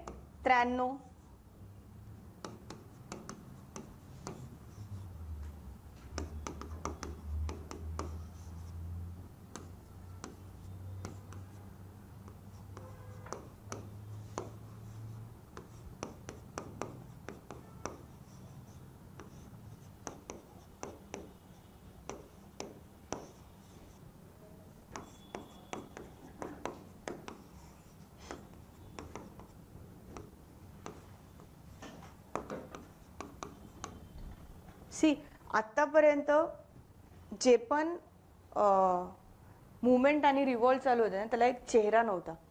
आता तुम्ही मला सांगा, भारताच्या राजकारणाला कुणाचा चेहरा आहे? मोदींचा चेहरा आहे. ठीक आहे. जेव्हा माणसाकडे चेहरा असतो ना, तर ती मुवमेंट सेंट्रलाइज होते, ती ऍक्टिव्हिटी सेंट्रलाइज होते. तर गांधी जे होते गुजरात फॅमिलीचे, एक मिडल क्लास फॅमिलीमधून बिलॉंग करत होते. साऊथ आफ्रिकेला जातात एक केस लढण्यासाठी. कशासाठी? केस लढण्यासाठी. तिथे त्यांच्यासोबत खूप साऱ्या गोष्टी होतात. मग त्याच्यामध्ये त्यांचा अपमान होतो, त्यांचा ब्लॅक वर्ण म्हणजे त्यांना हे केलं जातं. त्याच्यानंतर आफ्रिकेतले काही लोक असतात, तर आफ्रिकेच्या लोकांवरती खूप अत्याचार होतात. तर गांधीजींचं साऊथ आफ्रिकेमध्ये खूप मोठं काम आहे. तिथे ते 2 आश्रम स्थापन, कोरबाचेव आश्रम झालं किंवा बोयर्स वॉरमध्ये ते ब्रिटिशांना पण मदत करतात. आणि मेडिकल दृष्ट्या किंवा आयडेंटिटी कार्ड, जे तिकडे असा एक क्रायसिस असतो की आयडेंटिटी क्रायसिस असतो तिकडे, की साऊथ आफ्रिकन लोकांना वेगळं ट्रीट केलं जातं, ब्रिटिश लोकांना वेगळं ट्रीट केलं जातं. तर ह्या सगळ्या ठिकाणी म्हणजे 1793 पासून तर 1910 पर्यंत आपले हे काय म्हणतात, महात्मा गांधी यांनी साऊथ आफ्रिकेत खूप मोठं काम केलेलं आहे. ठीक आहे, तिकडच्या लोकांसाठी. मग ते नेटिव्ह मॅरेज ऍक्ट असू दे, कोरबाचेव आश्रम असू दे, बोयर्स वॉर असू दे, मेडिकल कॅम्प असू दे, त्यांना तिकडे पुरस्कार पण दिला गेला असतो. ठीक आहे, पण हे सगळं झाल्यानंतर तुम्हाला माहिती आहे यांचे गांधींचे पॉलिटिकल गुरु कोण आहेत भारतातले? गांधीने ज्यांना गुरु बांधलं ते कोण आहेत? ते महाराष्ट्रीयन आहेत, गोखले. ठीक आहे, गोखले गांधीजींचे गुरु होते. तर गोखले साऊथ आफ्रिकेला जातात 12-13च्या सुमारास 1900, आणि त्यांना म्हणतात की तुम्ही प्लीज इकडे या, भारतात या, भारतातल्या लोकांना तुमची गरज आहे. आणि मग 1915 9 जानेवारी 1915, 9 जानेवारी काय, प्रवासी भारतीय दिवस आता पण साजरा होतो. का होतो? कारण की महात्मा गांधी 9 जानेवारी 1915 भारतामध्ये आले. कुठून आले? साऊथ आफ्रिकेवरून. साऊथ आफ्रिकेवरून आले तर 1 वर्ष ते फिरले फक्त अख्खा भारत. 15-16 ते फिरले. ठीक आहे, 9 जानेवारी 15-16. आता आपण इथपर्यंत आलो. म्हणजे आता गांधीजींना 16 सोडून द्या, ते फिरतात असं इमॅजिन करा. ते आले, भारतात आले आणि ते त्यांच्या गोष्टी करतात. आता आपण परत इंडियन नॅशनल काँग्रेसकडे येऊ. ठीक आहे, आता ह्या सगळ्या याच्यामध्ये तुम्ही खूप सारे लीडर ऐकले, पण कोणीतरी एक मोठं झालंय का? कोणतरी एक काही आहे का? नाही. पण मग इथे काय होतं, लखनौ पॅक्ट होतो आणि लखनौ मर्जर होतं. लखनौ पॅक्ट म्हणजे काय? लखनौ करार. आणि लखनौ मर्जर म्हणजे काय? लखनौ एकीकरण. ठीक आहे, लखनौ म्हणजे त्या ठिकाणी झालेलं. म्हणून इथे जसं सुरत म्हणजे सुरतला झालेली स्प्लिट, म्हणून सुरत स्प्लिट. 7ला हे लोक वेगळे झाले, तर 16ला हे लोक एकत्र येतात. लखनौ मर्जर. लखनौच्या अधिवेशनामध्ये ॲनी बेझंट, तुम्ही नाव ऐकलं असेल, ही एक कार्यकर्ती येते जी म्हणते आपल्याला जर स्वातंत्र्य मिळवायचं असेल, आपल्याला जर काम करायचं असेल, तर सगळ्या लोकांनी इथे एकत्र यायला पाहिजे. RC मला असं वाटतं त्याचे अध्यक्ष, एकदा मी सांगते तुम्हाला. तर ॲनी बेझंट प्रयत्न करते की सगळ्यांनी एकत्र येऊन काम करायचं. ही आयरिश महिला आहे, आयर्लंडची आहे, पण ती भारताच्या संस्कृतीला इतकं, तिला म्हणजे तिचं इंटरेस्टिंग स्टोरीज आहे, मी नंतर सांगेल तुम्हाला. आपल्याकडचा एक मुवमेंट चालते, तर ती पण थिओसॉफिकल सोसायटी ज्याला म्हणतात. थिओसॉफिकल काय हे सगळं तेव्हा बघू. तर ॲनी बेझंट जी आहे, तर ती ह्या एकीकरणासाठी मदत करते. आणि ती म्हणते की जर आपल्याला एकच आपलं हे आहे, तर असं तुम्ही वेगवेगळं राहून चालणार नाही. मग इथे त्या काळात टिळक बाहेर आलेले असतात आणि टिळक परत इथे काँग्रेसमध्ये येतात. ठीक आहे, टिळकांचं खूप मोठं नाव असतं. आणि ॲनी बेझंट आणि इंडियन नॅशनल काँग्रेस या सगळ्या याच्यामधून इकडे चालू होते होम रूल मुवमेंट. कोणती? Home rule. होम म्हणजे काय? स्वतःचं घर मी माझ्या पद्धतीने चालवणार. तर त्याच्यामुळे ही असते होम रूल मुवमेंट. ती 2 लीडर्स कोणते महत्वाचे आहेत?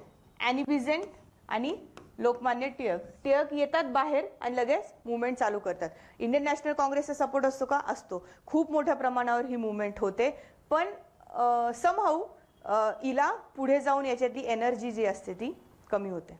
ठीक आहे, लखनौ पॅक्ट काय आहे ते मी तुम्हाला सांगते. लखनौ मर्जर काय आलं?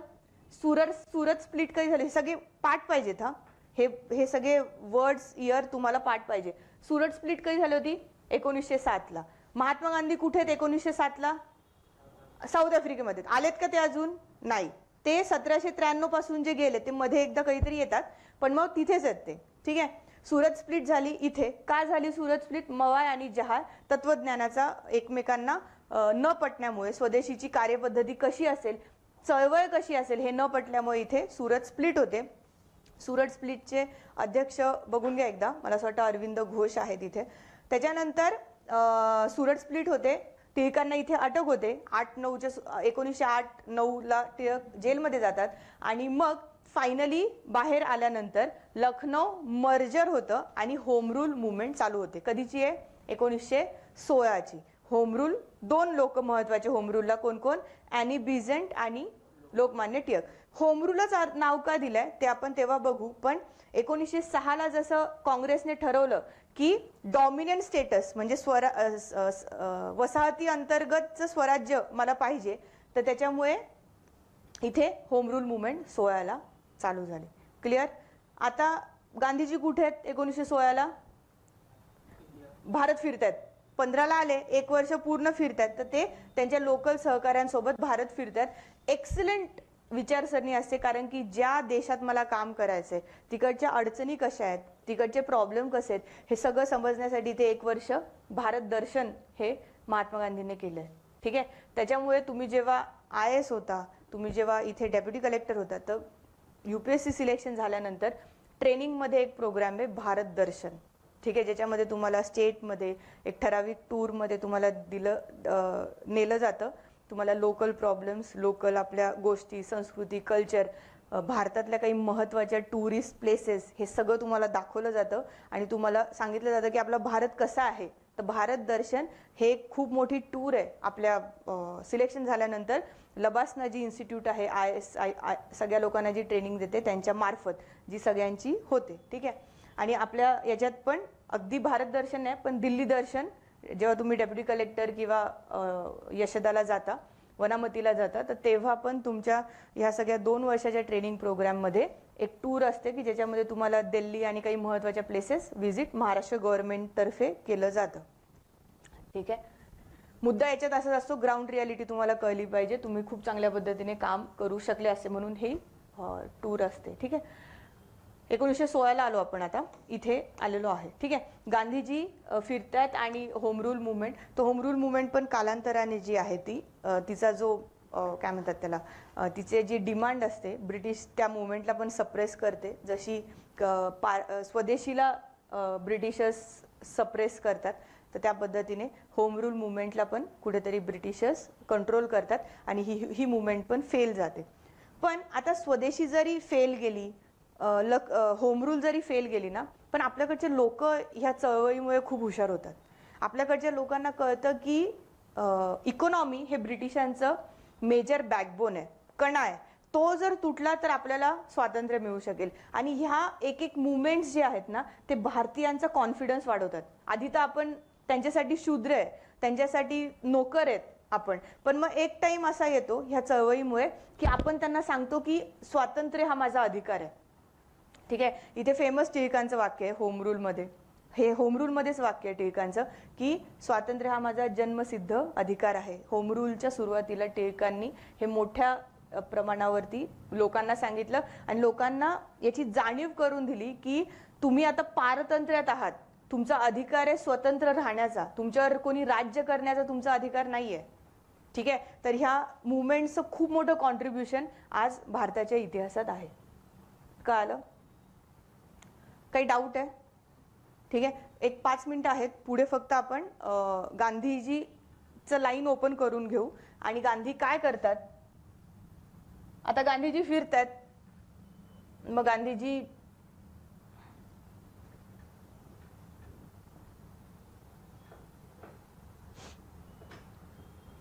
मॉडरेट बघितले, आपण सुरत स्प्लिट बघितली. आणि हे जे ह्या गोष्टी फक्त तुम्ही सध्या लक्षात ठेवा, हे सध्या लक्षात ठेवू नका, हे मी तुम्हाला सांगेन. हे होम रूल तुम्ही आपण बघितलं. आता ह्या कालखंडामध्ये हा जो लाल कलर दिसतोय ना, तर तो आहे रिव्हॉल्युशनरी. रिव्हॉल्युशनरी म्हणजे फक्त लक्षात ठेवा क्रांतिकारी मार्ग. अशी यंग जनरेशन जी म्हणते ह्या लोकांना मॉडरेट, तुम्हाला काय करायचं ते करा, आम्हाला माहिती आहे ब्रिटिश सगळ्यात वर्स्ट आहेत आणि यांच्याकडून जर स्वातंत्र्य घ्यायचं असेल ना तर रिव्हॉल्ट, उठाव करण्याशिवाय भाग नाही, यांना मारण्याशिवाय आमच्याकडे पर्याय नाही, यांना आम्ही उठाव करूनच बाहेर काढू शकतो. मग याच्यामध्ये बरेच सारे रिव्हॉल्युशनरी, आद्य रिव्हॉल्युशनरीमध्ये आपले वासुदेव बळवंत फडके आहेत, चाफेकर बंधू आहेत, पुढे अरविंद घोष आहेत, त्याच्यानंतर गदर मुवमेंट चालते, लाला हरदयाळ आणि यांची, ती आपण लाला लजपतराय पण याच्यामध्ये पुढे आहेत.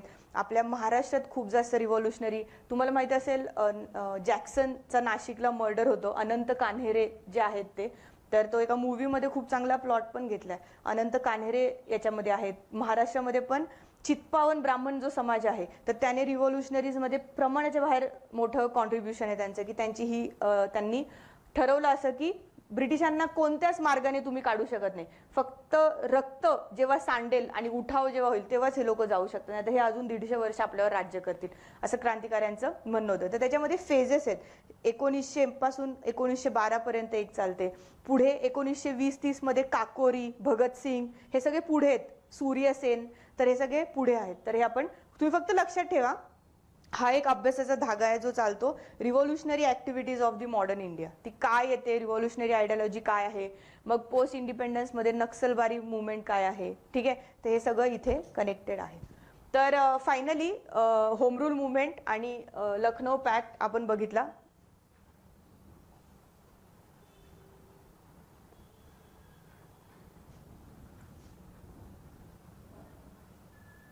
आता काय झालं, आता गांधी येतात, ठीक आहे, 1915 तारीख लक्षात राहील, 9 जानेवारी प्रवासी भारतीय दिवस, गव्हर्नमेंट आता सेलिब्रेट करतं प्रवासी भारतीय दिवस. आता गांधीजी जेव्हा येतात 1 वर्ष फिरतात आणि मग चंपारण्य बिहार मधली एक जागा आहे, ठीक आहे, बिहारमध्ये चंपारण्य एक जागा आहे. तर इकडे निळचं उत्पादन मोठ्या प्रमाणात, निळ सगळ्या भागात होत होती उत्तर भारतात. इंडिगो का पाहिजे, निळ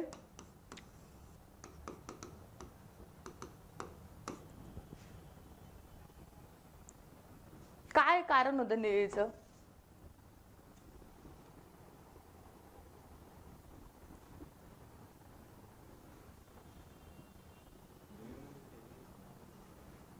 काय असते निळ, आता तुम्ही निळ कशासाठी वापरता, व्हाईट क्लोथ्सला का वापरतात. सी, इंडिगो हे प्लांट आहे, एक आपलं इंडिगो कल्टिवेशन व्हायचं. थोडं आपण इतिहास समजून घेऊ. खूप स्टोरी, याची स्टोरी अशी आहे की आपल्याकडे कॉटन उत्पादन खूप मोठ्या प्रमाणावर व्हायचं, ठीक आहे, पांढरे कॉटन पासून काय म्हणतं कपडा, तर कॉटन आपलं एक्सलंट क्वालिटीचं होतं भारतातलं. ब्रिटिशांनी काय केलं, आपल्याकडून कॉटन घ्यायचे, ते आधी भारतामधलं कॉटन कशावर चालायचं, हातमागावर, आपल्याकडे इंडस्ट्रीज होत्या का नाही. त्याच्यानंतर ब्रिटिशांनी काय केलं, इकडून कॉटन घेऊन जायचे, तिकडे प्रोसेस करायचे आणि त्याचं कापड बनवून ते भारतात विकायचे. मग त्यांना कळालं हे खर्चिक आहे, मग त्यांनी काय केलं, कॉटन मिल एस्टॅब्लिश केली. सगळ्यात पहिली कॉटन मिल 1852 कुठे, मुंबई, ठीक आहे. मुंबईला तुम्हाला माहिती आहे, आता जो तुम्ही लालबाग परळ हा एरिया बघता, हे काय आहे, सगळं कॉटन मिल आहे. ही सगळी कॉटन, सगळे कॉटन वर्कर होते. तुम्हाला माहिती आहे पुढे मुंबईमध्ये खूप मोठा संप झाला, खूप लोकांच्या नोकऱ्या गेल्या, तर कॉटन मिल असं आहे. मग ब्रिटिशांना कळालं की आता पण तिकडे कॉटन मिल नावाचं रेल्वे स्टेशन आहे, ठीक आहे, लालबाग परळ ह्या विभागामध्ये. मग ब्रिटिशांना कळालं की इथून मी कापूस घेऊन जातोय, तिकडे प्रोसेस करतोय, परत ते आणून इकडे विकतोय किंवा जगाच्या बाजारात ते कॉस्टली आहे. मग आता ब्रिटिशांनी काय केलं, कच्चा माल इथेच आहे, इथूनच ते कापड येतंय, इथेच आम्ही बनतोय आणि इकडून आम्ही बाकीच्या बाजारपेठ आणि भारतीयांना आम्ही विकू. पण ते कापड काय होतं, पांढरं कापड होतं. आता जेव्हा वर्कर पांढरं कापड घालून काम करतात तर काय होईल, ते खराब होईल, ठीक आहे. मग कापडामध्ये जरी पांढऱ्या कापडाची डिमांड असेल तरी पण कलर्स त्याच्यामध्ये आणायचे, कलरफुल द्यायचे. सगळ्यात पहिलं जो कलर पॉप्युलर झाला, जो आपला पण निळा कलर जो आपण घेतलेला आहे, तर that is from Indigo plant. तर इंडिगो प्लांट हे दलदलीमध्ये येणारं झाड आहे. याचं म्हणजे खूप मोठी प्रोसेस आहे, म्हणजे याचं कल्टिवेशन, आधी झाड काढलं जातं, मग त्याला सुकवलं जातं, मग त्याला परत पाण्यात भिजवलं जातं, त्याच्यामधून एक कलर निघतो, तो कलर बाहेर आणला जातो, त्याच्या वड्या, तो परत सुकवला जातो, त्याच्या वड्या केल्या जातात आणि मग तो विकला जातो. अशी एक खूप मोठी प्रोसेस चालायची तेव्हा. त्याच्यामध्ये शेतकऱ्यांचे हात खराब व्हायचे, पाय सडायचे, कंटिन्युअस पाण्यात त्यांना राहावं लागायचं, ठीक आहे. तर पण ह्या इंडिगोची डिमांड खूप जास्त वाढली होती, कारण की तोपर्यंत सिंथेटिक कलर आले नव्हते. आता हे पेंट तुम्ही बघताय का नॅचरल कलर आहे का नाही, हे काय केमिकल आहे, हे सगळे सिंथेटिक कलर आहेत तुम्हाला दिसतात. तर इंडस्ट्रियल रिव्हॉल्युशनच्या आधी जोपर्यंत सिंथेटिक कलर आले नव्हते तोपर्यंत ह्या ब्ल्यू कलरची डिमांड युरोपात खूप होती. मग ते लोक तो कलर कशासाठी पण वापरत होते, पेंटिंगसाठी वापरायचे, कपड्यांवरती वापरायचे. इंडिगो स्टेटस सिम्बॉल होतं तिथे, कारण की हा इथून यायचा आणि आपल्याकडचे गरीब लोक पण वापरायचे. तर तुम्हाला इंटरेस्टिंगली आठवत असेल तर तुम्ही जुने पिक्चर बघितले, मिल वर्कर मध्ये जे लोक कपडे घालायचे ते कोणत्या कलरचे होते, निळ्या कलरचे होते. कसं जाड कपड्याचं तुम्हाला आठवतं का, कारण की तेव्हा तो कलर सगळ्यात जास्त, तो रेड का नव्हता, तो पिवळा का नव्हता, व्हाईट का नव्हता, कारण की इंडिगो आपल्याकडे प्रोडक्शन होतं. तर ह्या कलरची डिमांड जोपर्यंत तिकडे कोण येणार नाही, सिंथेटिक कलर येणार नाही, तोपर्यंत आपली निळ ही जगात प्रसिद्ध होती, जगात. आणि मग निळचं उत्पादन घ्यायचं तर पैसा, जो निळीचं उत्पादन घेईल त्याच्यामुळे काय मिळेल, पैसा मिळेल. आणि म्हणून सगळ्यात जास्त उत्पादन ह्या निळीचं चालायचं. मग याचा एक खूप फेमस रिव्हॉल्ट आहे, इंडिगो रिव्हॉल्ट.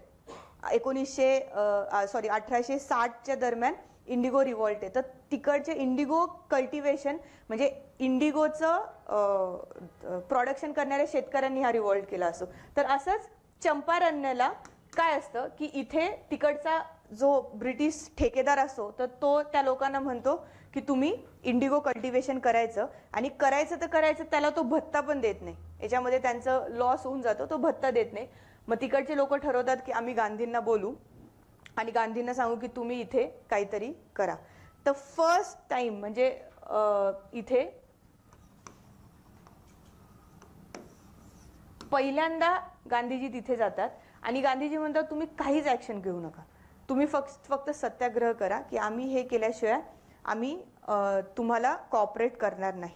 तर पहिल्यांदा गांधीजींची एक वेगळी स्ट्रॅटेजी इथे समोर येते की लोकांना कळतं सत्याग्रह काय आहे. ठीक आहे, आणि तो कसा पॉप्युलर होतो ते आपण येणाऱ्या लेक्चरमध्ये अजून डिटेल बघू.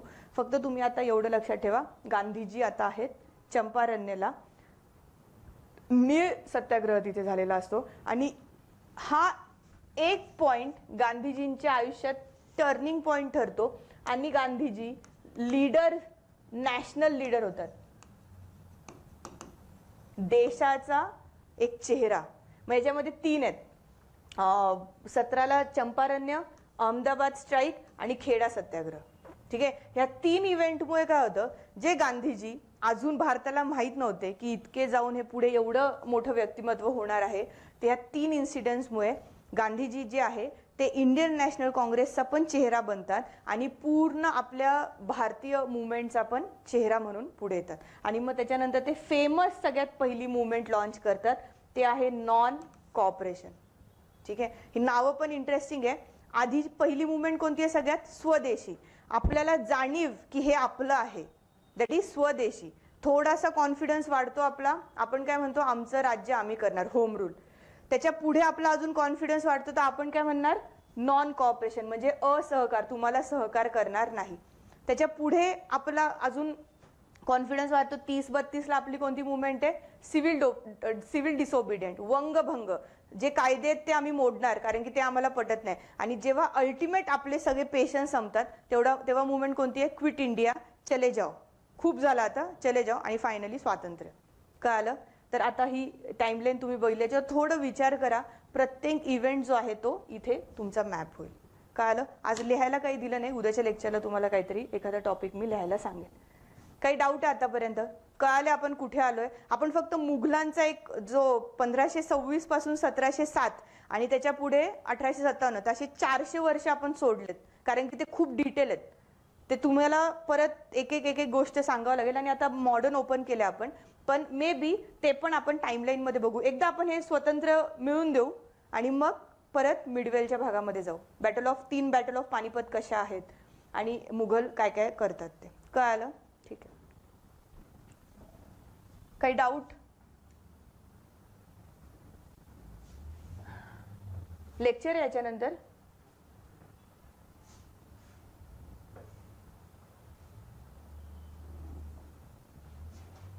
ठीक आहे. थँक्यू. उद्या भेटू. उद्याच्या लेक्चरला थोडासा स्वातंत्र्याचा भाग आणि पोस्ट इंडिपेंडन्स ओपन करू आपण.